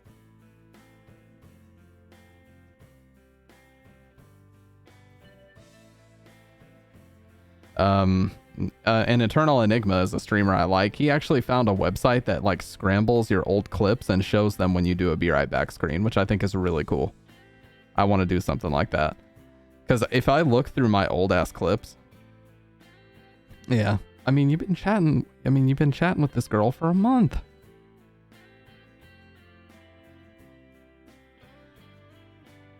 Yeah, dude, some of my old clips are so fucking dumb, I swear to God. Like, there's this day 43 out of 365 Resident Evil 7 Madhouse, dude. Like, we can go to the oldest fucking clips on here, and they're clips that I've made. Day 36 out of 365. Like, let's just go back. Let's go back to March of 2021, okay?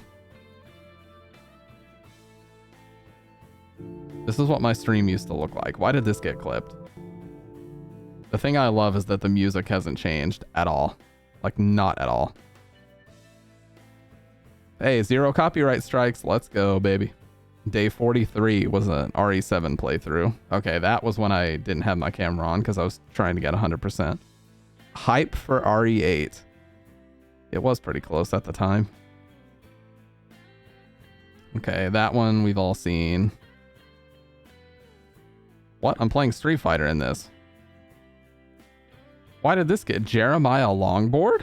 Oh my god, I'm so tiny in the corner. What the hell was I thinking with this camera, dude? See, this is what I say this is what I mean when I say my production quality is so much higher. It's like same mic arm, but dog shit camera that was just hidden away in the corner. Like, what is that all about? Thank you for 200 followers. Wow. I'm playing Honda. What the fuck? Dude, what is wrong with my hair?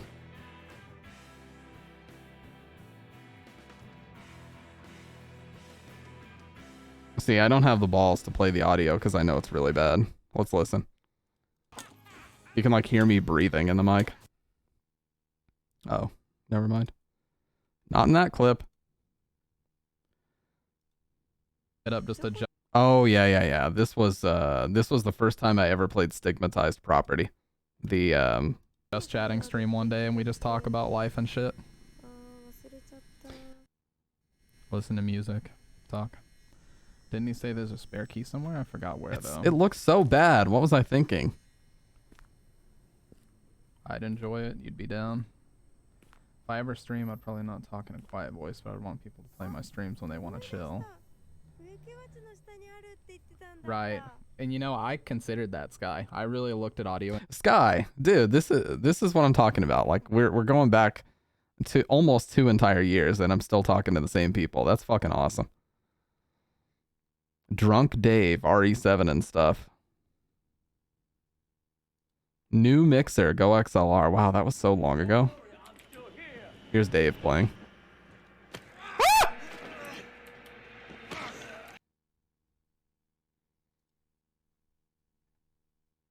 Here's Dr. Red playing. Look here, look, listen. Wow, dude. I think this is Snick in a... Yeah, it is.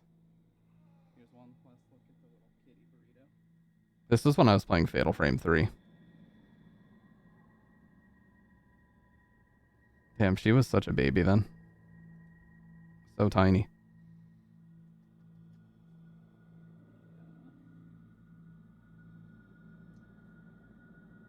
Go back to mommy.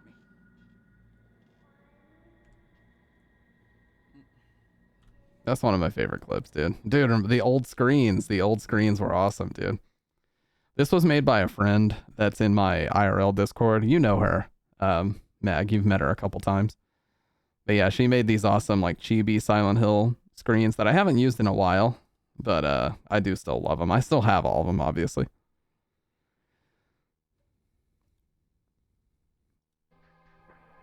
Familiar with Billy Mitchell, World Video.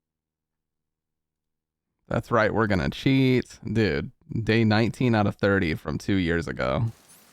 Oh yeah, Metal Gear. Oh, there's a camera. Let's take a picture of her. Dude, what the hell was I doing with this camera angle though? Her body's gone. Excuse me? Her body's gone.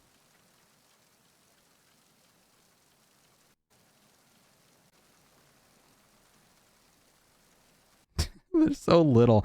What I love about this is that there's so little that's actually changed. You know, if you go back through memory lane on this shit, there's so little that's actually changed. And if I go to clips that other people have made, it's even crazier to look back. Like I have a clip that goes all the way back to 5 years ago when I tried to use this stream as like a 24/7. I tried to use this stream as like a 24/7 Street Fighter lobby. And here's a stream of me playing fucking Overwatch. Here's a stream of me playing fucking Overwatch with a mouse cam, dude. From 5 years ago. What the hell was I thinking?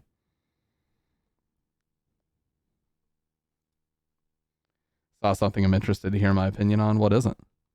Yeah, September 2018. How was that? Dude, not quite 5 years ago, but 4 years ago.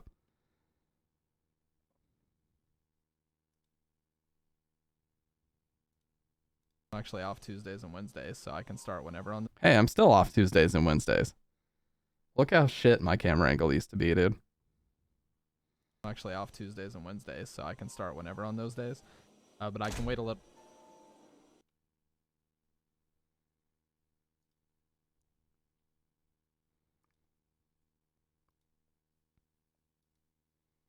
What a weird camera angle. Oh, God, that coffee is so good. The Day Before game? No, I've never heard of The Day Before. What's that? Nothing like those first few sips of coffee. I did just take a hot shower, so I'm really actually kind of thirsty. This game was so bad. I really didn't like it. Are you gonna rope me into some shit I shouldn't be talking about, Mag? Is that why he's oh no no knowing?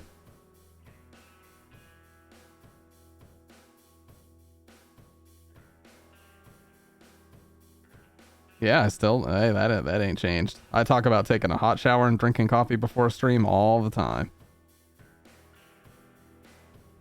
Blair Witch Night 2. Wow. Well, back when I played this dog shit Blair Witch game. There's a whole conspiracy theory that it's a fake game. It's on Steam. Let me check it out.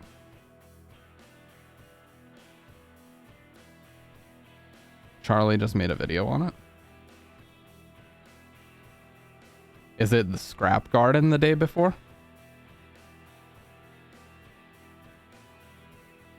Not released yet. Okay. What's it called? The Day Before You Gone?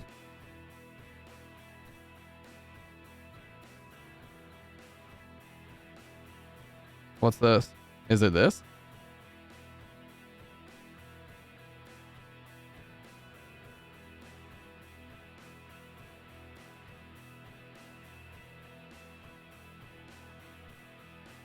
No, it's a zombie game.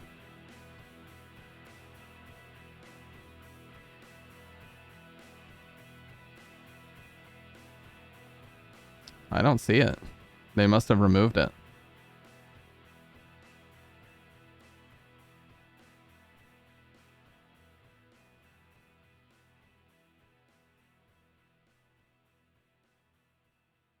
Maybe I fucked up the title. Let me see what his video's about. I like Charlie's content. I'll watch it. They did remove it.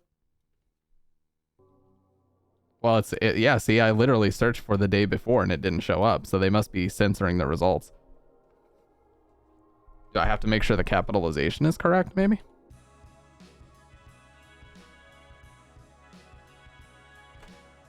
No, it literally doesn't show up.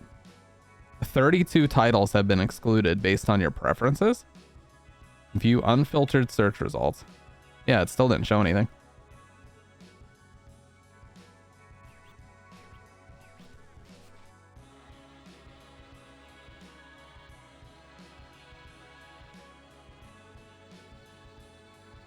Yeah, they must have. It was the most saved to wishlist game.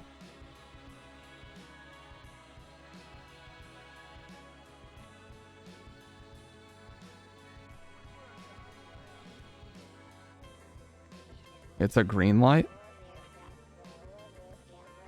How do I search that?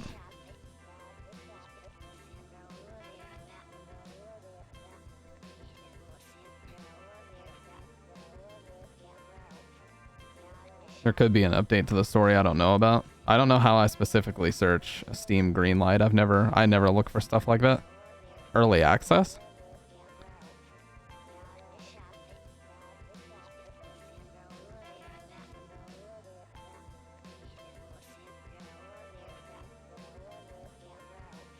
Popular upcoming in early access. You would assume it would be here. Yeah, I'll just watch the video because I can't find it. But what about the controversy? Like, how is it controversial? I had a meltdown on Twitch. I was in Is it the I need to rant about this? I don't even see his video about it. What video did you see? I see a video about Darman, and I had a meltdown on Twitch.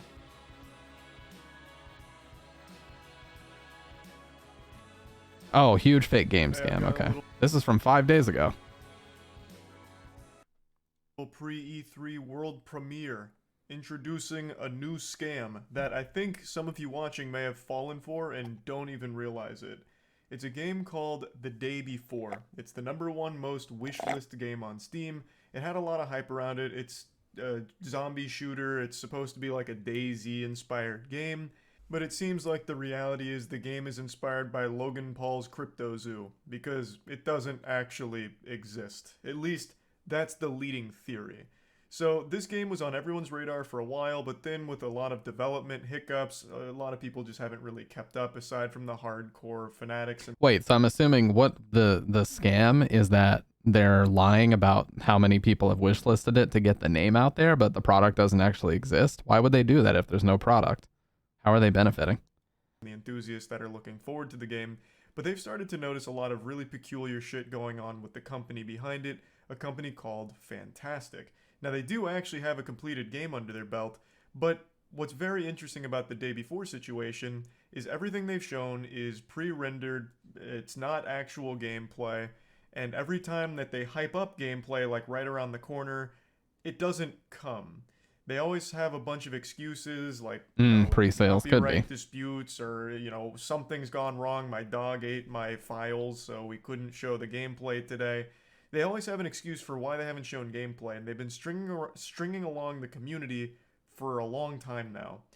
However, yesterday they finally did release 10 minutes of gameplay, and man, what a stinker. To me personally, this has kind of confirmed what I've also believed, that the game didn't actually exist until very recently, where they haphazardly threw this jumbled mess of a presentation together just to prove that there is something tangible. So I'm going to go over everything here. I'm going to show you it from stream where I broke it all down. But there's also some great videos that cover it, such as this channel here that goes really in depth on it. So I'm going to put a link to them in the description if you want more info. I'll quickly try and address and answer the question I know you're asking yourself right now. Why would they fake this game? What is there to gain from it? And I don't have the answer. I have no fucking clue. Really, nobody does. All we can do is speculate.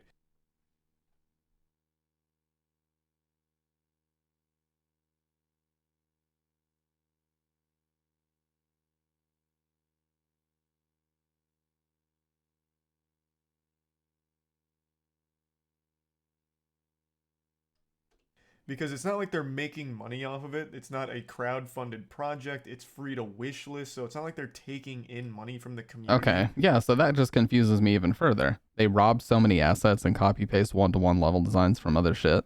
Like, if there's no product and they're not making money, why did they do this? Through presenting a product that's not real. So, I don't know. But there's so much weird shit with it, it's hard to actually imagine that there is a team of developers that are making the game that they have been showing the pre-rendered shit for. It just doesn't compute. So I'm going to show you everything, and you can make your own mind up on whether or not the game is real, or at least has been real prior to the 10 minutes that they've shown today. And it's just a wild situation. So this game turned out to be real? I wouldn't say that. For those that don't know the situation, the day before is a painfully generic-looking zombie shooter that had a lot of hype. It's the #1 wishlisted game on Steam, but all they've ever shown is pre-recorded, pre-rendered content, and every time they're like, here comes the big gameplay reveal, they end up postponing it.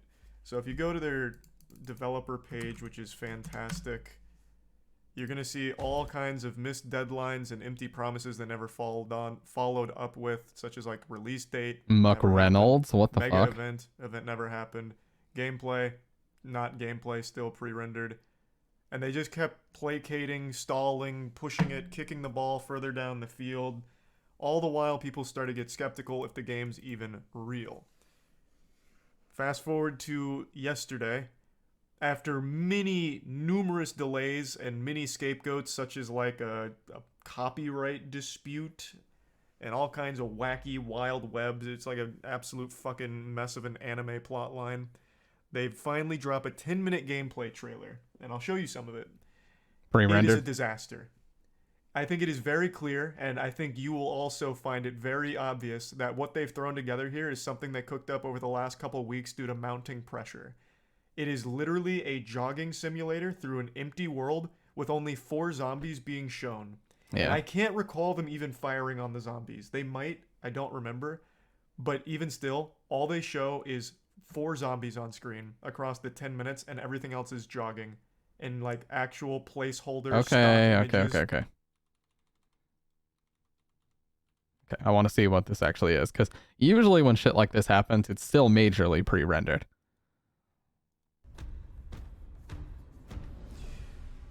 money laundering.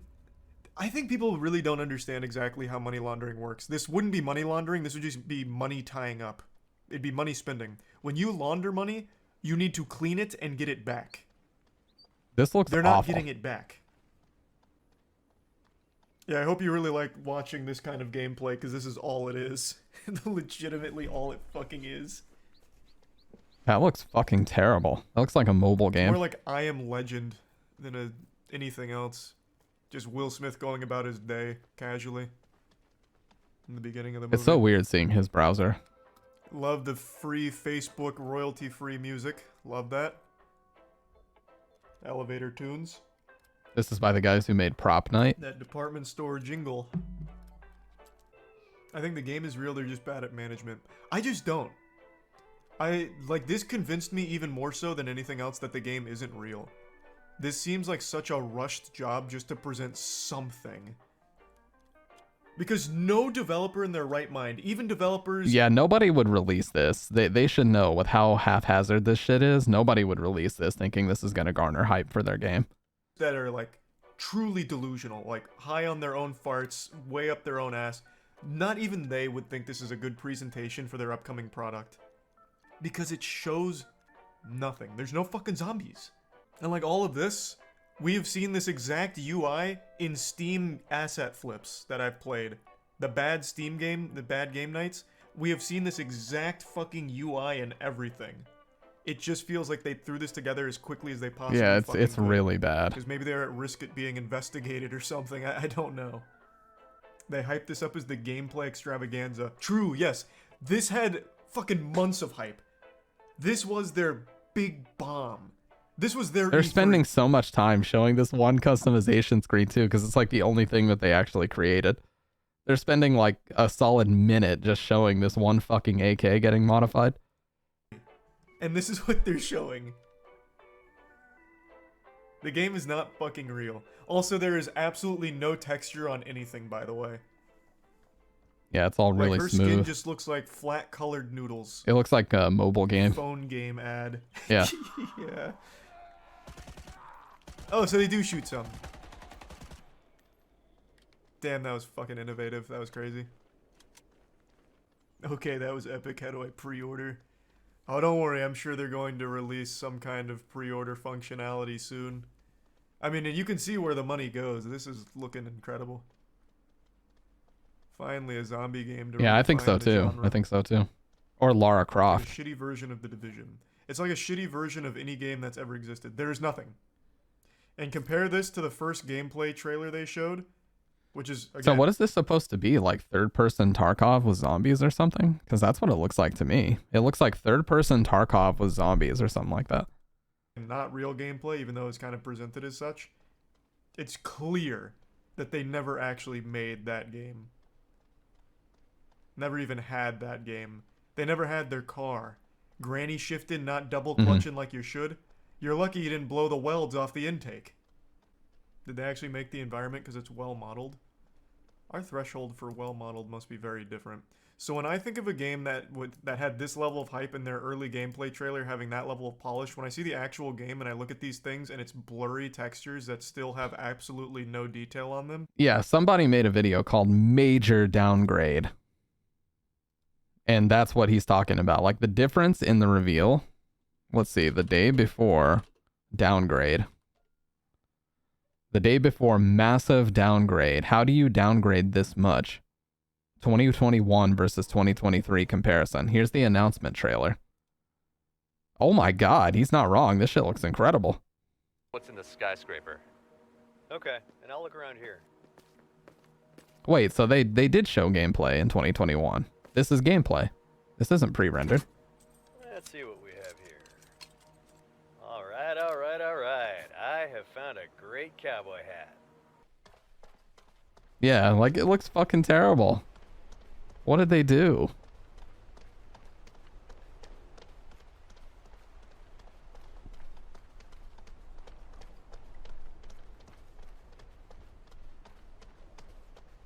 Dude, this was a conversation that I was having back in like 2014 or 2015, for God's sake. Like, people wouldn't stop pre-ordering shit back then.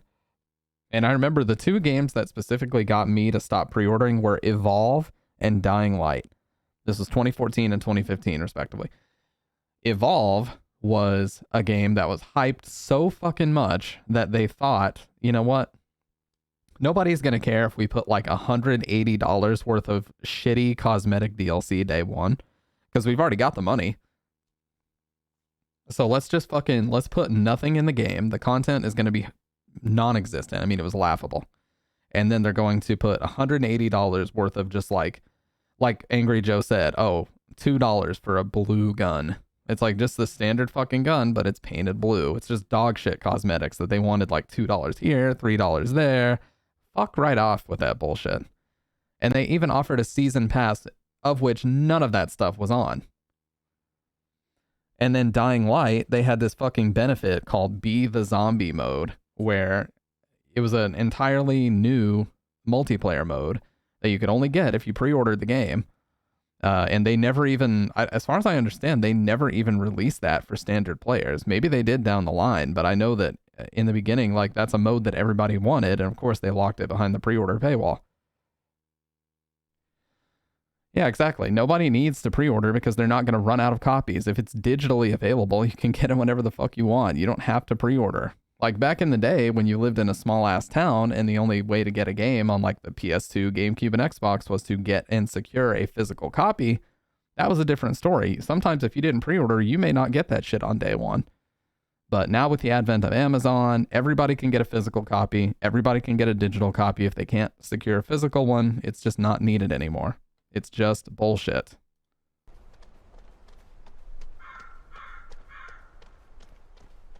But yeah, this looks terrible compared to what they showed 2 years ago. Tell her everything's all right. And there aren't any more guns in the valley. Easy, cowboy. What the fuck? Are they faking that people are RPing or something? Are these really people that are paid to act like they're RPing in the game? Please tell me that's not the case. This is Woodbury Survivor Colony speaking. If you can hear this message, it means that we have opened our doors for new survivors. We can give you food and shelter and ensure your safety. Here are the coordinates. Did you hear that? Yep, I got...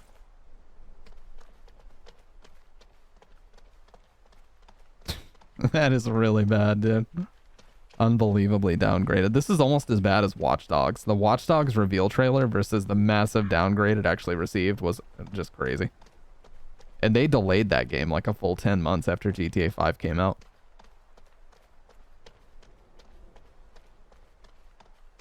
Wow, now this is riveting gameplay right here. Yeah, this reminds me a lot of the Watch Dogs downgrade. Tell her everything's all right. And there aren't any more guns in the valley. Easy, cowboy. Yeah, the first reveal's not great either because they're having people fake voice comms, which is just terrible. There's nothing worse than fake voice comms. Like in the Division, they had these people like, "Oh my god, the whole place is going up," and just doing this really cringy, over the top voice comm dialogue.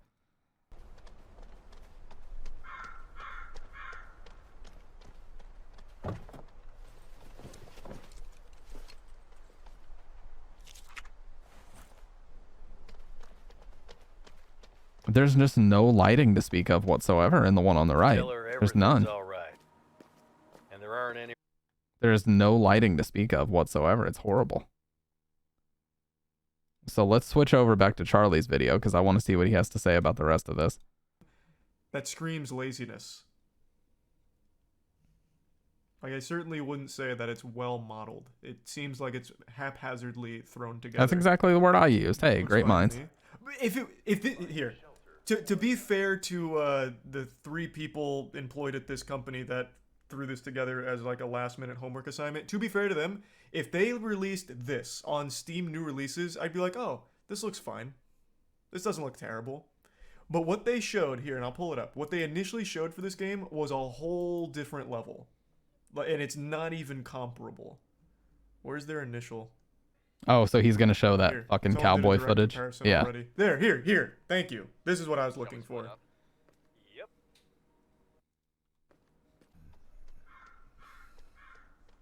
Yeah, like that's really bad. No, I didn't see that at all, but for real. And there aren't any more guns in the True. But I mean, do I even need to continue it? Like, you can clearly see that this is not something they ever actually fucking made. This is probably Right? pre-rendered, Like, we yeah. can all agree. If you hadn't seen this announcement trailer, I think now it should be much more clear. Like, I don't need to keep rubbing your nose in it. I'll let this continue because it's so comical in comparison.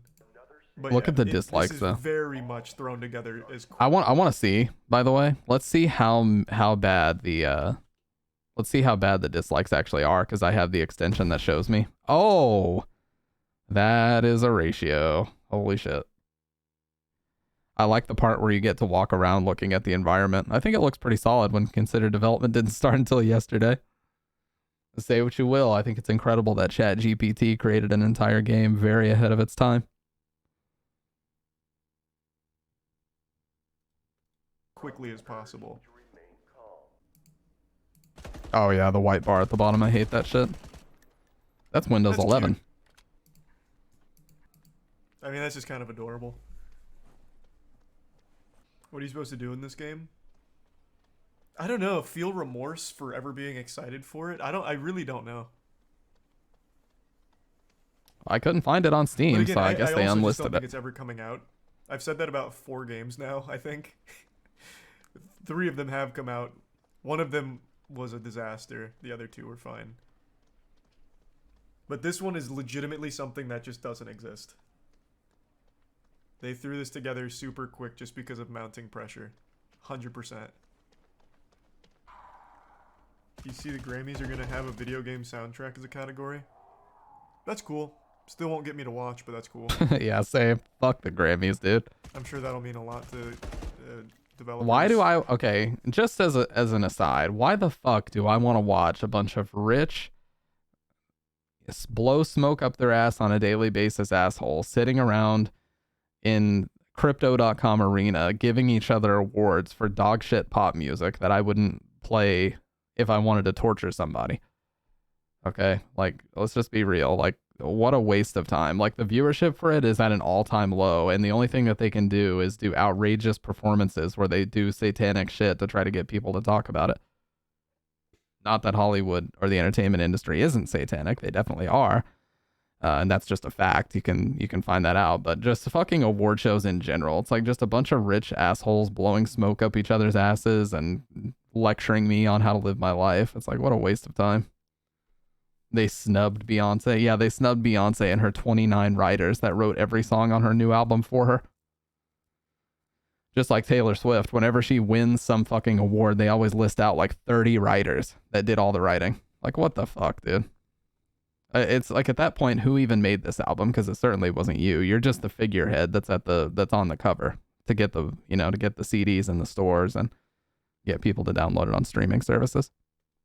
The artists. I just don't really care too much about the Grammys in general. Nor do I. I saw this fucking stupid article from CNN called "Everybody Seemed to Love the Grammys Except Ben Affleck." I'm supposed to be like, oh, not Ben Affleck. I love him. Why didn't he have a good time at the Grammys? I don't give a fuck.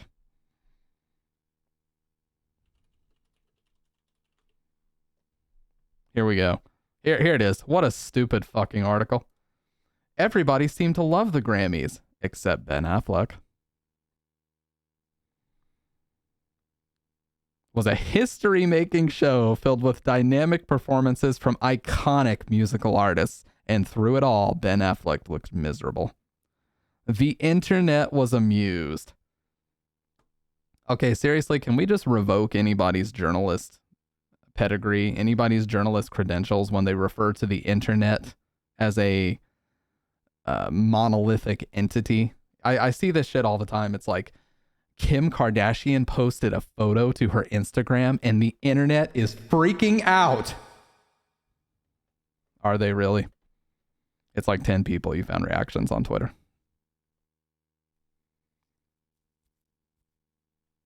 Wow. One Twitter user wrote, Ben Affleck is every husband dragged to a work thing by his wife, another person wrote on Twitter. Ben Affleck is every introvert everywhere, said yet another Twitter user. You can see his batteries draining at real time. Man is already at 23%. Hashtag save Ben. Like, what a... Queen Bey did become the most... Oh my god. This article is literally just written by such a fucking NPC, dude. Whoever the fuck wrote this is probably the same person that made the article about the celebrities singing Imagine and was actually, like, inspired by it. They described it as a tearjerker that they were singing Imagine. They've removed that video, by the way.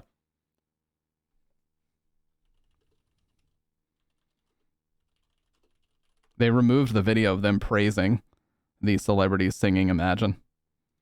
Gal Gadot enlists stars for spirit-lifting sing-along. Oh my god. This is the most NPC shit you will ever see in your life. Recorded an uplifting take on John Lennon's song as they find themselves kept at home by the coronavirus pandemic. Go fuck yourself. Listen to this shit. Hey guys. Day 6 in self-quarantine. Oh my god, nobody gives a fuck.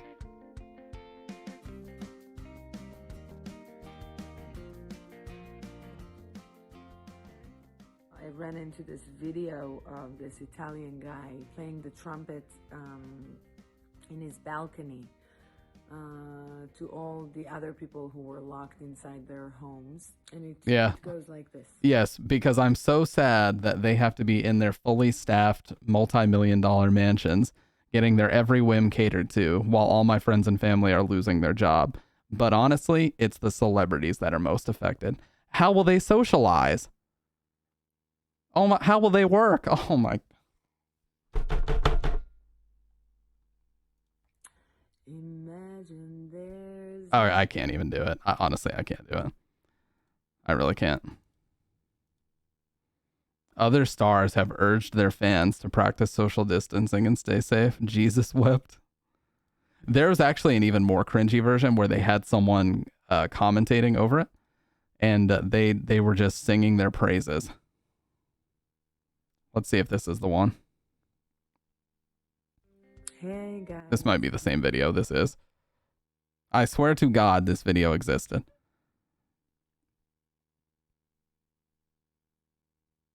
They had all pure intentions. Oh, did they apologize for this? No way. No fucking way. Controversial Imagine video was in poor taste. Whoa, they actually were self-aware? No fucking way. No fucking way. And she acknowledged that it was in poor taste and that it had all pure intentions. Wow, so they actually fucking acknowledged the fact that everybody hated that shit. That's amazing. I really didn't think they would.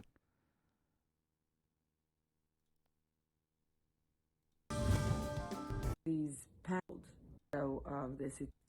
There's no. Oh Jesus. I can't even do it, dude. I really can't. Nicolas Cage had like 20 villas to pay for. You didn't see him singing? Yeah, that's what I'm saying. Like, there was this article. I can't remember. I honestly don't even know if it was real because I would believe that this would happen. But it was like all these rich celebrities put their yachts together to spell out, "We are all in this together." I would honestly see them doing some shit like that. And they would say, "Oh, we had all pure intentions and we were trying to, you know, it's about solidarity." No, dude, you don't give a fuck about these common fucking peasants. You believe and have always believed that you're above the common folk just because you're a Hollywood actor. Ellen DeGeneres was one that fucked me up too. Oh, so would you like the devs' response to all these claims their video game is fake, it's short and bizarre? Yeah, definitely. Let me permit you and you can link it.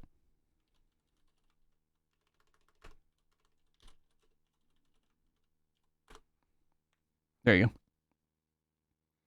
Yeah, Solidarity and our yachts. Playing the day before. 39 seconds? What the fuck? You know, if you really want to prove the game is real, just do a live demo and do what chat tells you to do. Oh, that's true. Hey guys, it's real. Look at it. He's playing it. Please believe us already. Why is his mouth open?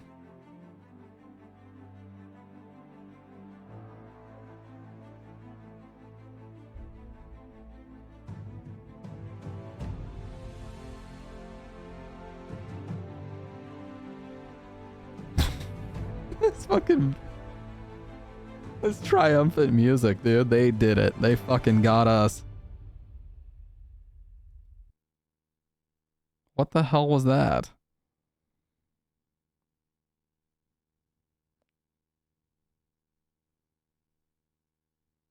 What the fuck was that? Most epic gameplay I've ever seen in my life. Hey guys, I know that 2-minute section of a level we showed wasn't convincing, so here's another one to prove it's legit. Honestly, I've seen YouTube videos where people, there's like speed coding challenges on YouTube, right? Yeah, he was pressing keys and clicking, but that's about it. I've seen speed coding challenges on YouTube where people will jump into Unity or Unreal Engine and they'll make a game in like 3 hours. Like they will make an entire ass game in 3 hours. And some of the shit that they have come up with has been more fun and nice to look at than this right here. I'm not even shitting you. Like they can drop in maps from other games. They can drop in the publicly available shit that people have made. And then you can create like physics in the game or borrow physics engines. Like this is really bad. 7 days ago. Oh my god, the ratio though. By the way, if you want this back, it's an extension just called Restore YouTube Dislike, I'm pretty sure.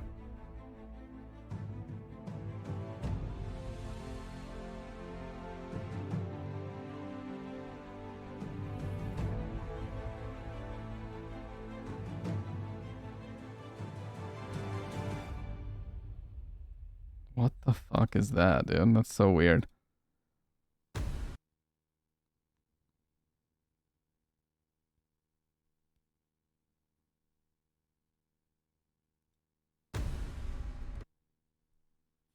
Game's whole budget went to her ass. Phenomenal.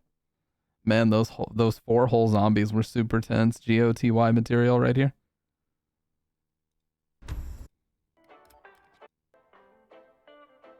Dude, this literally sounds like some dog shit, like... This sounds like some dog shit loop CD that I would buy at fucking a dollar store for $0.01. It's so bad.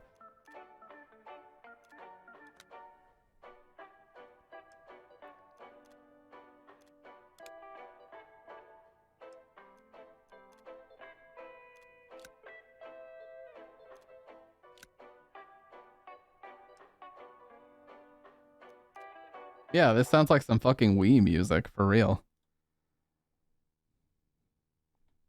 You go buy a fucking Halloween CD at the dollar store, you get better music than that? No shit.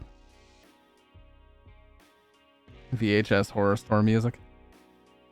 I mean, look, the cyberpunk thing was something, okay? The cyberpunk thing was pretty bad. I'm not gonna lie. It was pretty bad. Because what we ended up with was Silent Hill 3 tonight. Probably not. I want to do Silent Hill 1 tomorrow night, and then we'll do Silent Hill 3 Saturday night. Because I want to do Friday and Saturday night. But, so the difference between Cyberpunk, though, is that that game not only came out, but it was playable, and it worked for the most part, as long as you didn't have a console version. They came out, they apologized, they offered refunds, they took a big hit to the stock of their company, but at least they made it right. But in this case, this literally looks like they're just trying desperately to prove, quote unquote, that their game really exists. And that 39-second video is pathetic. I don't know what that's supposed to be. I really don't.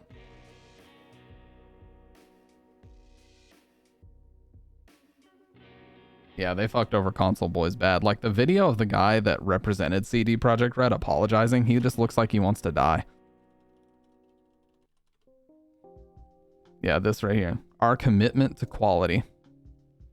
This guy looks so fucking sad, dude. My name is Marcin Iwiński and I'm the co-founder of CD Projekt. When I started CD Projekt 25 years ago, one of its founding principles was honest and direct communication with gamers. When CD Projekt Red, the game development part of CD Projekt, was born, it added something important to that principle, the ambition to make the best games in the world.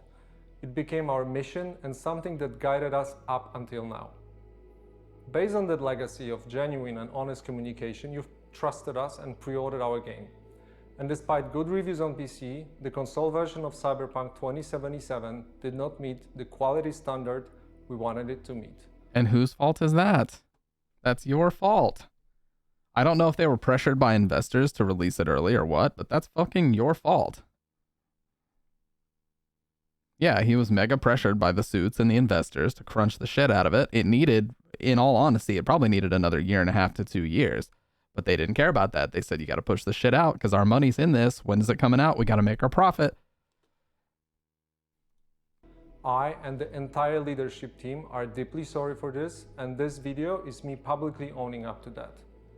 Please don't fault any of our teams for what happened. They all are incredibly talented and hardworking. Myself and the board are the final decision makers, and it was our call to release the game. Although, believe me, we never ever intended for anything like this to happen. I assure you that we'll do our best to regain your trust. Now I'd like to tell you how the situation looked like from the inside. Yeah, dude, it's just fucking sad because the amount of hype, I, in my lifetime, have probably only ever seen 2 games that have received this much hype.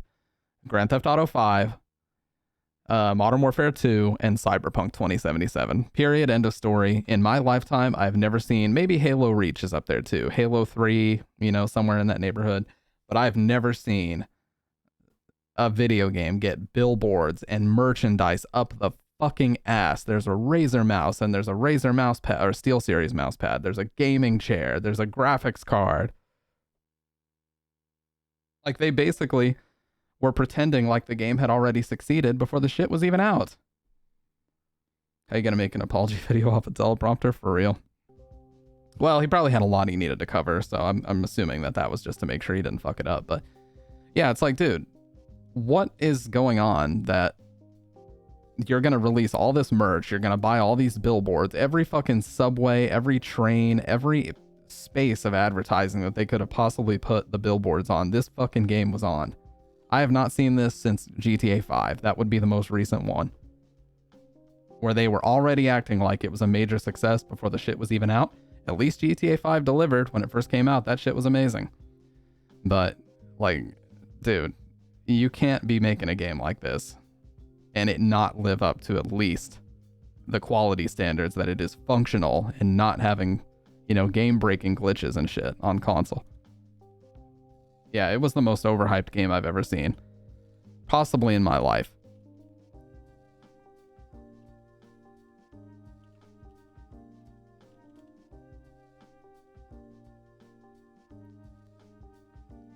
Now, this is an article from March of 2022. Is Cyberpunk still buggy? The short answer is yes. There are still a handful or many handfuls of bugs in the game.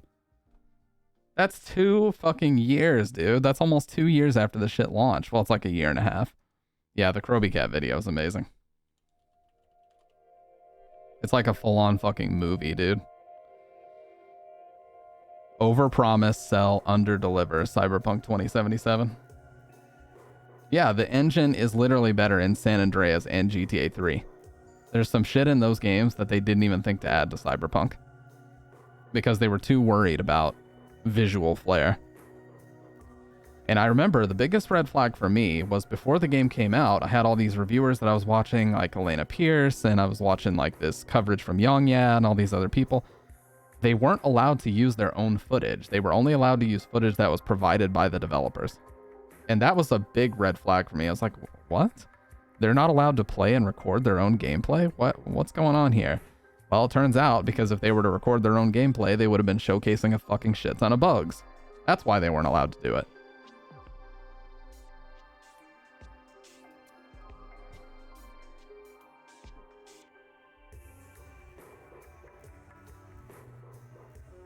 And it's like, what is that? Oh. Just put it.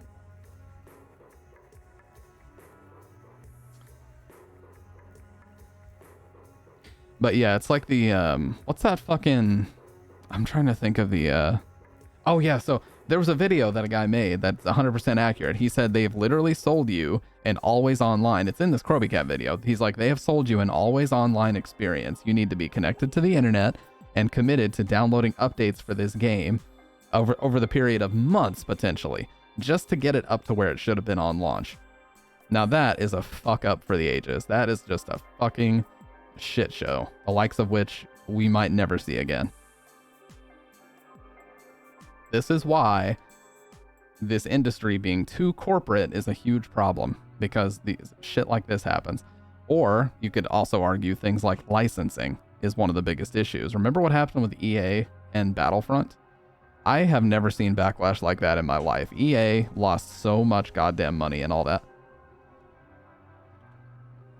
Oh yeah, they'll just keep doing it until people accept it. That's what it is.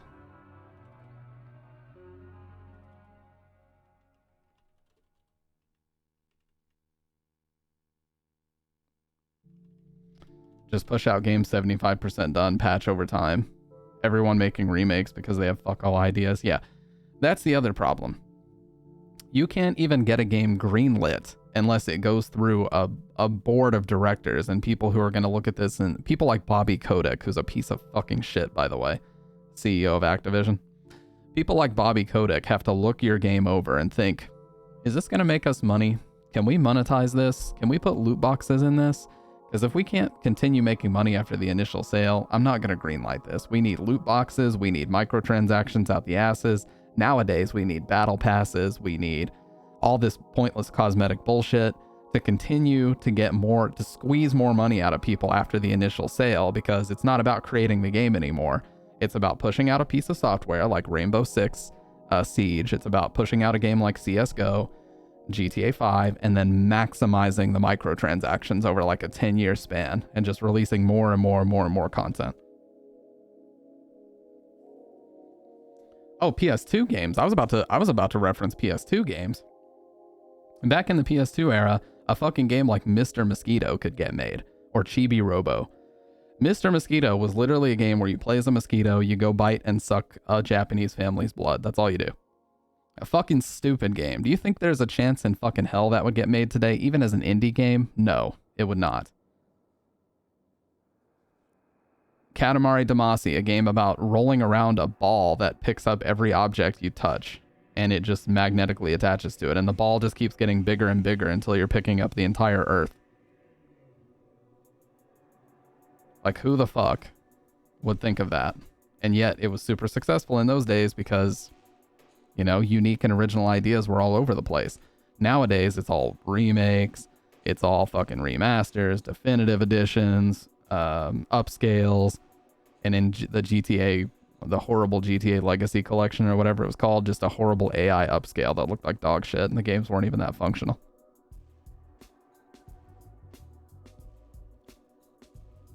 You know? It's just fucked up. Like, there was even a theory a few years ago that we might be heading toward another game crash, like what happened in the mid-'80s, because, you know, with Steam Greenlight and Steam Early Access, there's so many, like, there's literally an infinite amount of indie games to pour through at any given time, and they're all dog shit, unfinished games. Respect to the good ones out there, because there are some good ones, but like the vast majority, I'm talking like 95%, are worthless, just trash assets thrown together, physics that don't make sense. And it seems like the formula these days is to make a game that is, like you were saying, Dave, hyper realistic. A game like a GTA 5, a game like a Rainbow Six Siege, that you can release the game initially, hope that it gets traction, and then you can just keep doing season pass and new seasonal event and battle pass and all this horse shit. All these licensed characters. You think there will ever be a Fortnite 2? No. Look at all the licensed characters that they would have to... Dude, it would be a legal nightmare if they ever released a new Fortnite. You've got goddamn Goku and Naruto. You've got DBZ, Naruto characters, like fucking John Wick, Keanu Reeves' likeness is in the game, fucking Spider-Man. You got Marvel involved in that shit. It's basically like a Smash game at this point. Dead by Daylight is like that too. You got Freddy Krueger. You got Jason Voorhees. Wait, no, there is no Jason in Dead by Daylight. But you got Freddy Krueger. You've got Leatherface from Texas Chainsaw Massacre. You've got the fucking Pinhead from Hellraiser. You've got the girl from Ringu. That's why I just play simple games that are original. Yeah, honestly. And that's why I stopped playing Overwatch 2.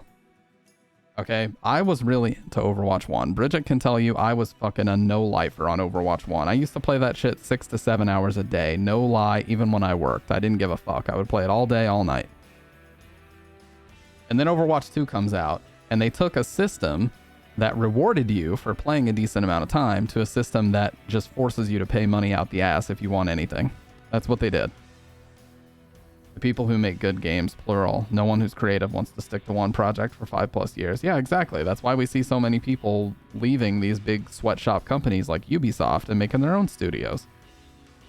Like the people who made Dead Space, leaving EA, getting out from underneath the EA umbrella and making Callisto Protocol. That type of shit. It happens all the time.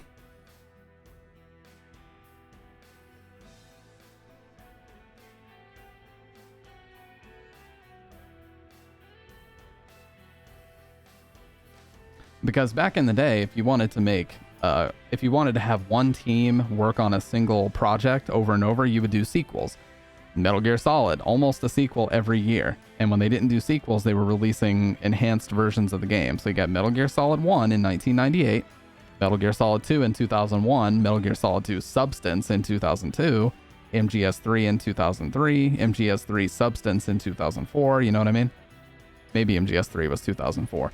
Silent Hill. You got Silent Hill 1 in 99, Silent Hill 2 in 2001, Silent Hill 3 in 2003. In 2002, they had the greatest hits version. So back then, they would just have them keep banging out sequelizations. But nowadays, the play is, like I said, to release one game and just keep making seasons passes and battle passes and all this pointless shit. I remember when I was at my wit's end with this type of bullshit was I was playing Black Ops 4. Yes, that was the last Call of Duty game that I played. And I had some friends who were playing it at the time. They had this sniper rifle in the game called the Paladin, which was like a 50 caliber. It was a fucking beast of a sniper, right? It was really fun to use. And so one day they did this like really cool skin of like a Valhalla version where it had wings and the scope was like a, you know, it just basically looked like some Greek mythology, just some cool shit. And I was like, cool, I want that. So I paid $9 to get it. And guess what? I didn't pay for the skin and they just give it to me. No, it's not that easy. I paid for a list of challenges that once completed, which took like 6 hours, by the way, then I was able to get the gun. And I only had 24 hours to complete that shit, by the way. So I had to buy it, hope that I had enough time and free time to beat the challenges to unlock the fucking sniper rifle. And then once I got it, then I was able to switch back to the standard battle pass and continue unlocking the standard bullshit. Yes, I unlocked the opportunity to get a sniper rifle skin. I didn't even unlock it. I paid $9. And at that point, I said to myself, fuck this game and fuck battle passes. And now the battle pass is like the primary, you know, monetization strategy for these types of games. That's why I don't play Overwatch 2, because I don't support battle passes. I've uninstalled Overwatch 2. I don't intend to play it ever again. And I'm just one person, so of course I can't make a change, but that was fucked up. When I saw that, I was like, you've got to be shitting me, dude. I paid for the opportunity to spend 6 hours unlocking something. What the fuck were they thinking with this? Why can't they just say, hey, $9.99 will give you the skin? Okay, is that not good enough? You also have to get playtime out of me? Fuck yourself.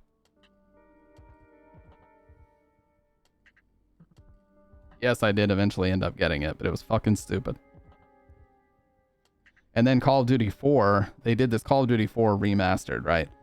And they released it alongside Infinite Warfare. Well, Infinite Warfare did horribly, and so they decided, well, instead of putting the loot boxes in Infinite Warfare, let's put them in Call of Duty 4 remastered, because everybody wants that, right? The backlash was immense. Everybody said, no, don't put loot boxes in COD 4 remastered. You're going to fuck up the game. And they said, don't worry, it's not like variants of weapons. It's just like new melee weapons, like you get a little shovel or you can get different knives. They eventually released variants anyway. They just completely did a 180 and just backstabbed everybody and released the weapon variants anyway. So they gave us new weapons that never existed in the original COD 4. And it just became a shit show because every person you run into had like a more powerful sniper rifle than the M40A3 and all this other horse shit. So, you know, variants of the Barrett, and different stuff. Like, come on, dude. This is literally what you said you wouldn't do, and then they just went and did it anyway, because fuck the player base. We got to make our money. Because Infinite Warfare sold so poorly that year, they were forced to do it.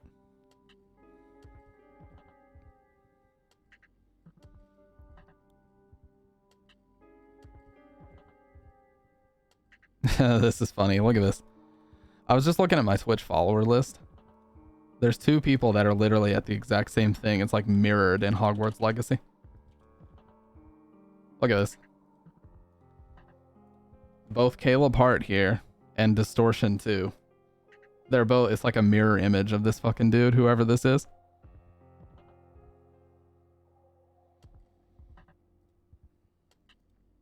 But yeah, DLC has gotten out of control. I remember on the original Xbox, right, there were Halo 2 map DLC, or there was Halo 2 map DLC. You had to buy a disc. There was a DLC for Rainbow Six 3 that you would have to download that would give you additional maps. I thought that was cool. It's like, damn, the game's been out for a little while. I do want some new maps. This is awesome. I'll put this disc in, it'll install the maps, and there you go, I got them. You know, I spent $20. That's cool, because that's meaningful extra content. You know, it's new maps that we get to play. And then in the Xbox 360 PS3 era, I started to notice some bullshit that I wasn't a fan of. It's like Street Fighter 4 was a big example. Costume packs. Okay, cool. You know, you put down like $4.99, $9.99, you get a costume pack for like 4 characters. The problem is when I would download the costume packs, I noticed that it was like a 1 kilobyte file. And I was like, what's up with that? Well, it turns out they had already put up to 5 alternate outfits for each character in the game. And you were paying money for a 1 kilobyte basically key or unlock file that made those costumes available to you. So if you were to pay for every single costume pack in the game across all of them, you would end up spending around $100. $100 fucking dollars for some alternate outfits.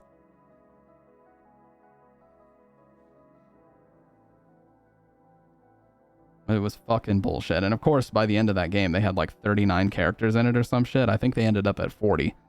So every new batch of characters they would release, gotta get another costume pack in there. $9.99, motherfuckers. Capcom was really scummy about it too. Every update of the game, they did Street Fighter 4 Vanilla. Then they did Super Street Fighter 4 for $40. Then they did Super Street Fighter 4 Arcade Edition for another $40. Then they did Ultra Street Fighter 4 for another $40. But if you didn't want to keep buying the physical copies, you could just get the upgrade for $10 or $15. It was $14.99. So if you just kept upgrading your copy of Super Street Fighter 4 to get it up to Ultra, you would have spent like $45 to get it there if you got all 3 upgrades. And that, like the 360 PS3 generation was when I started to notice the horse shit was happening. And then the Xbox One PS4 generation was when it really took off and just became something that I couldn't support anymore. Like the EA Star Wars Battlefront thing was the most heinous example of them trying to trick you or manipulate you into paying massive amounts of money to unlock the characters that they know everybody wants. They know everybody wants to play as Luke Skywalker. They know everybody wants to play as Darth Vader. And they had a system set up where you would have to play for upwards of 1,000 hours. Okay, 1,000 goddamn hours to unlock even one of these characters. Or you can pay money and get them right now. So of course everybody's like, wow, so you're really this predatory. They're going to force me to play your game for like 1,000 hours just to unlock Darth Vader. And so they responded to the backlash by posting on their Reddit. And this poor soul, I don't know who wrote this shit. It's literally to this day, it's the most downvoted post ever submitted to Reddit. The first sentence says, the idea is to create a sense of accomplishment. After 1,000 hours, when we're out here with full-time fucking jobs, are you kidding me? It would take me 2 fucking years or 3 years of constantly playing to even think to get there. Fuck yourself. Yeah. The only thing they accomplished was turning people upside down and shaking the fucking nickels and dimes out of their pockets. That's all they achieved. Let's see if I can find this post.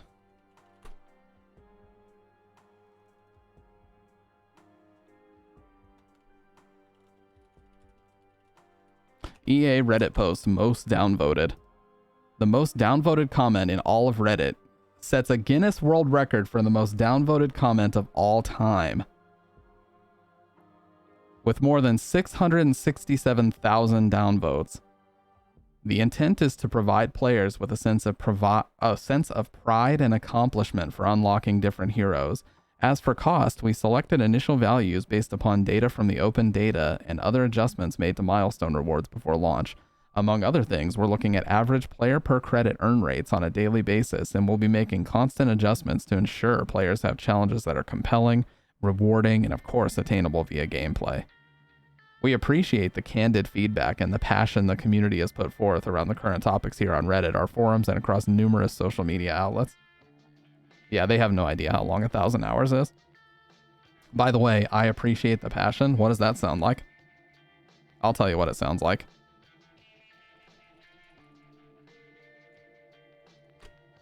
Here's the infamous interview.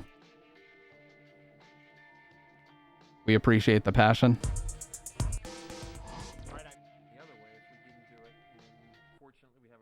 For people who aren't able to get some form of connectivity. It's called Xbox 360.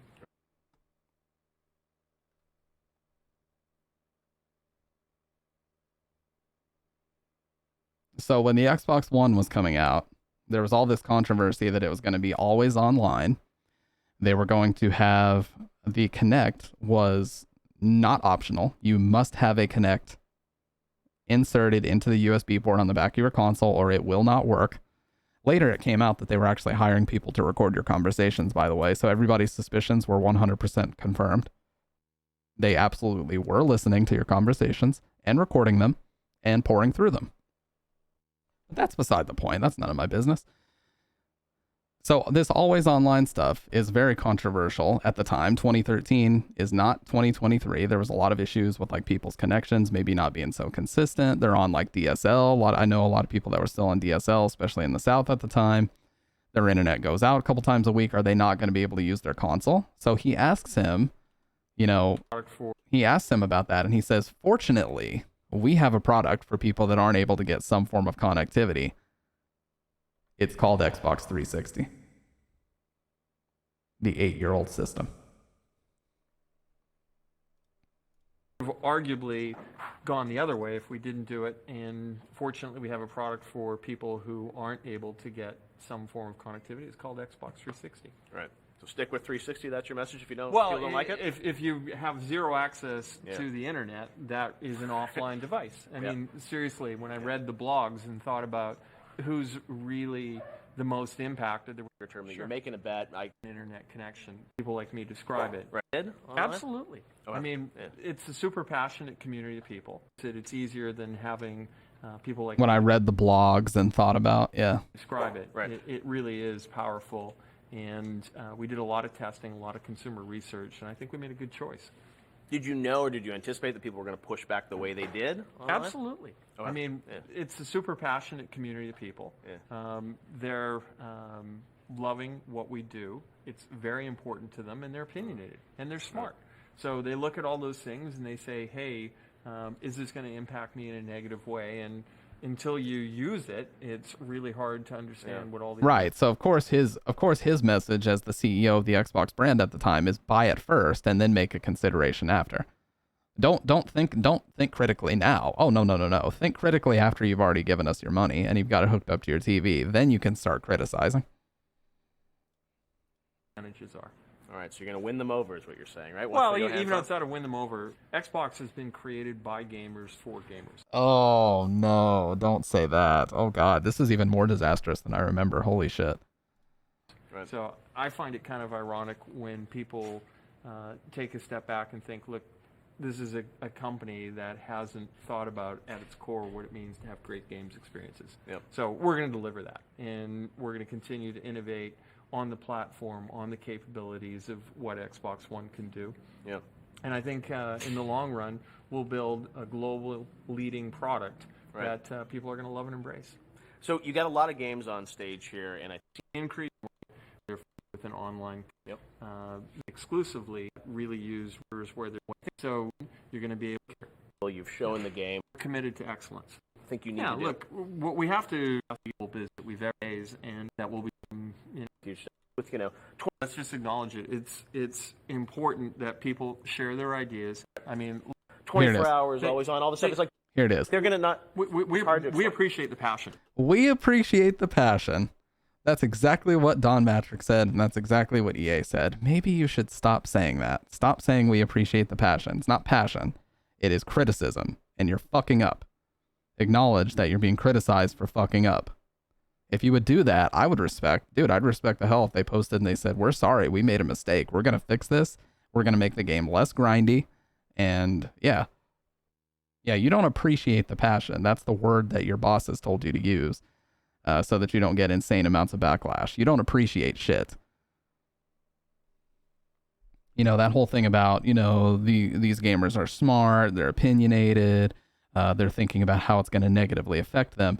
And then he turns the coin, and on the other side of the coin, he says, but until you use it, you basically don't know what you're talking about. So he's like, all these people, they're so smart, they're opinionated, they're passionate about this product, but they don't know shit because they haven't used it.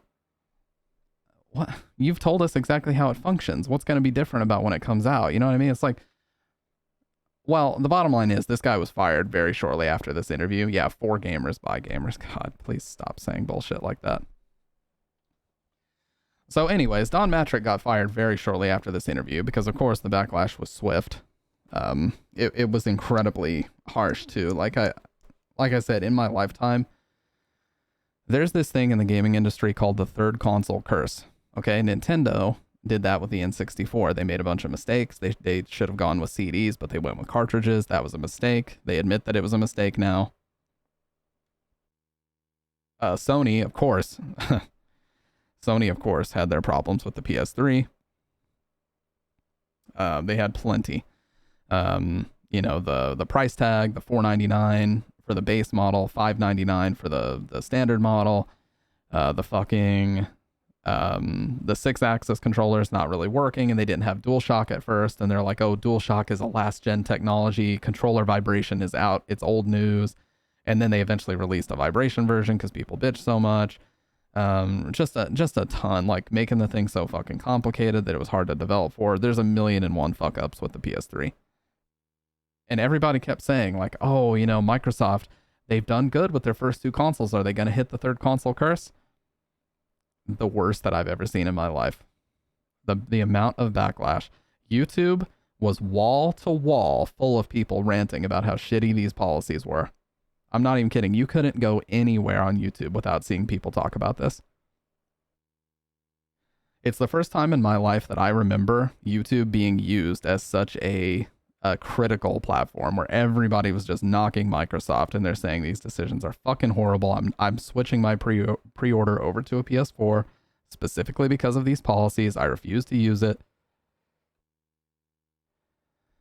And so E3 happens and the PS4 is announced at $399 and the Xbox One is announced at $499. So it's more expensive and it has all these bullshit policies attached, and it forces you to use the Kinect, which nobody wanted to buy, pay, or use. Pay for, or use, sorry. It just was like a monumental amount of fuck-ups, one right after the other, until Don Matrick gets fired. He got replaced by Phil Spencer, who's still the CEO of Xbox to this day. It just was incredible. And Don Matrick is the same guy who pushed the Kinect so hard in 2012, by the way. It was just unbelievable.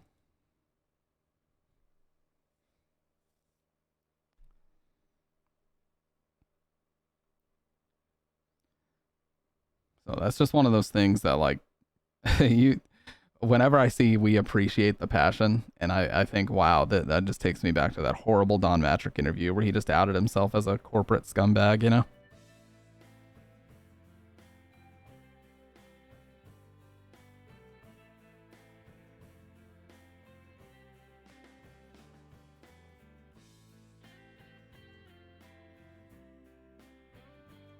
Oh yeah, so you want to know what else is fucked up? The whole Edward Snowden NSA spying thing happened literally the day that they announced the Xbox One. I couldn't even make this shit up.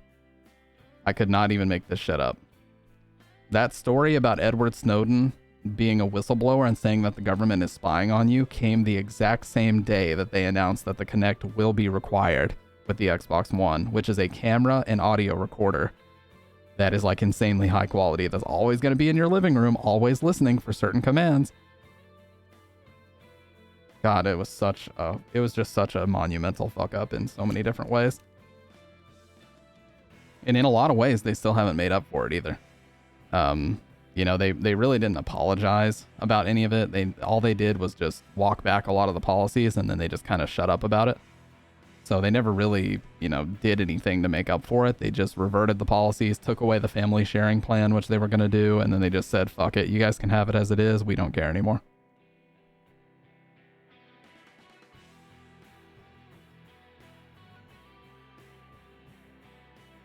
Anyways, that's my little rant, dude. There's a lot of shit in the gaming industry that I rant about.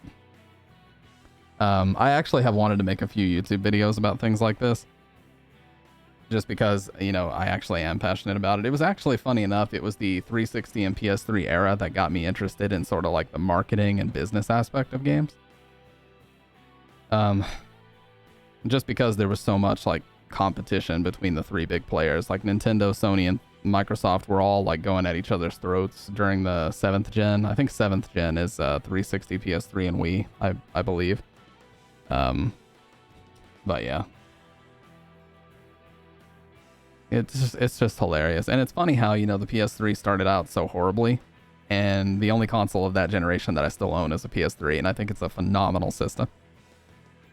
I wish it would have gotten its own version of Dead Rising, but hey, we didn't get Dead Rising, but whatever. We can play Dead Rising on PS4 now, so it's fine. PS3 is probably my most played console of all time. I love the exclusives on it. I love the PS2 classics. I love the PS1 classics. I love that you can pop in any PS1 disc and just play it. It's an amazing system. And the Xbox One, funny enough, is another console that I own. And it started out so horribly. So, you know, they can make a turnaround. The Xbox One, I actually think, is a good console to own nowadays. But back then, it certainly wasn't. I turn 360 degrees and walk away from the Xbox. Discord meme.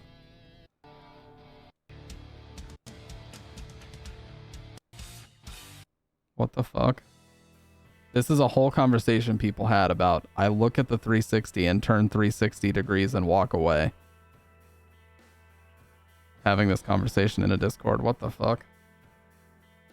Anyways, I don't know what the hell I'm looking at here, but anyways, you guys, sorry for the short, like, just chatting and reactionary stream tonight. I really want to do a watch party soon as well, but what I mainly want to talk about is tonight we're going to do an in-depth story playthrough of Silent Hill 3 tomorrow night, because it's not quite midnight yet. We're going to do an in-depth story playthrough of Silent Hill 1, not 3. I just said 3.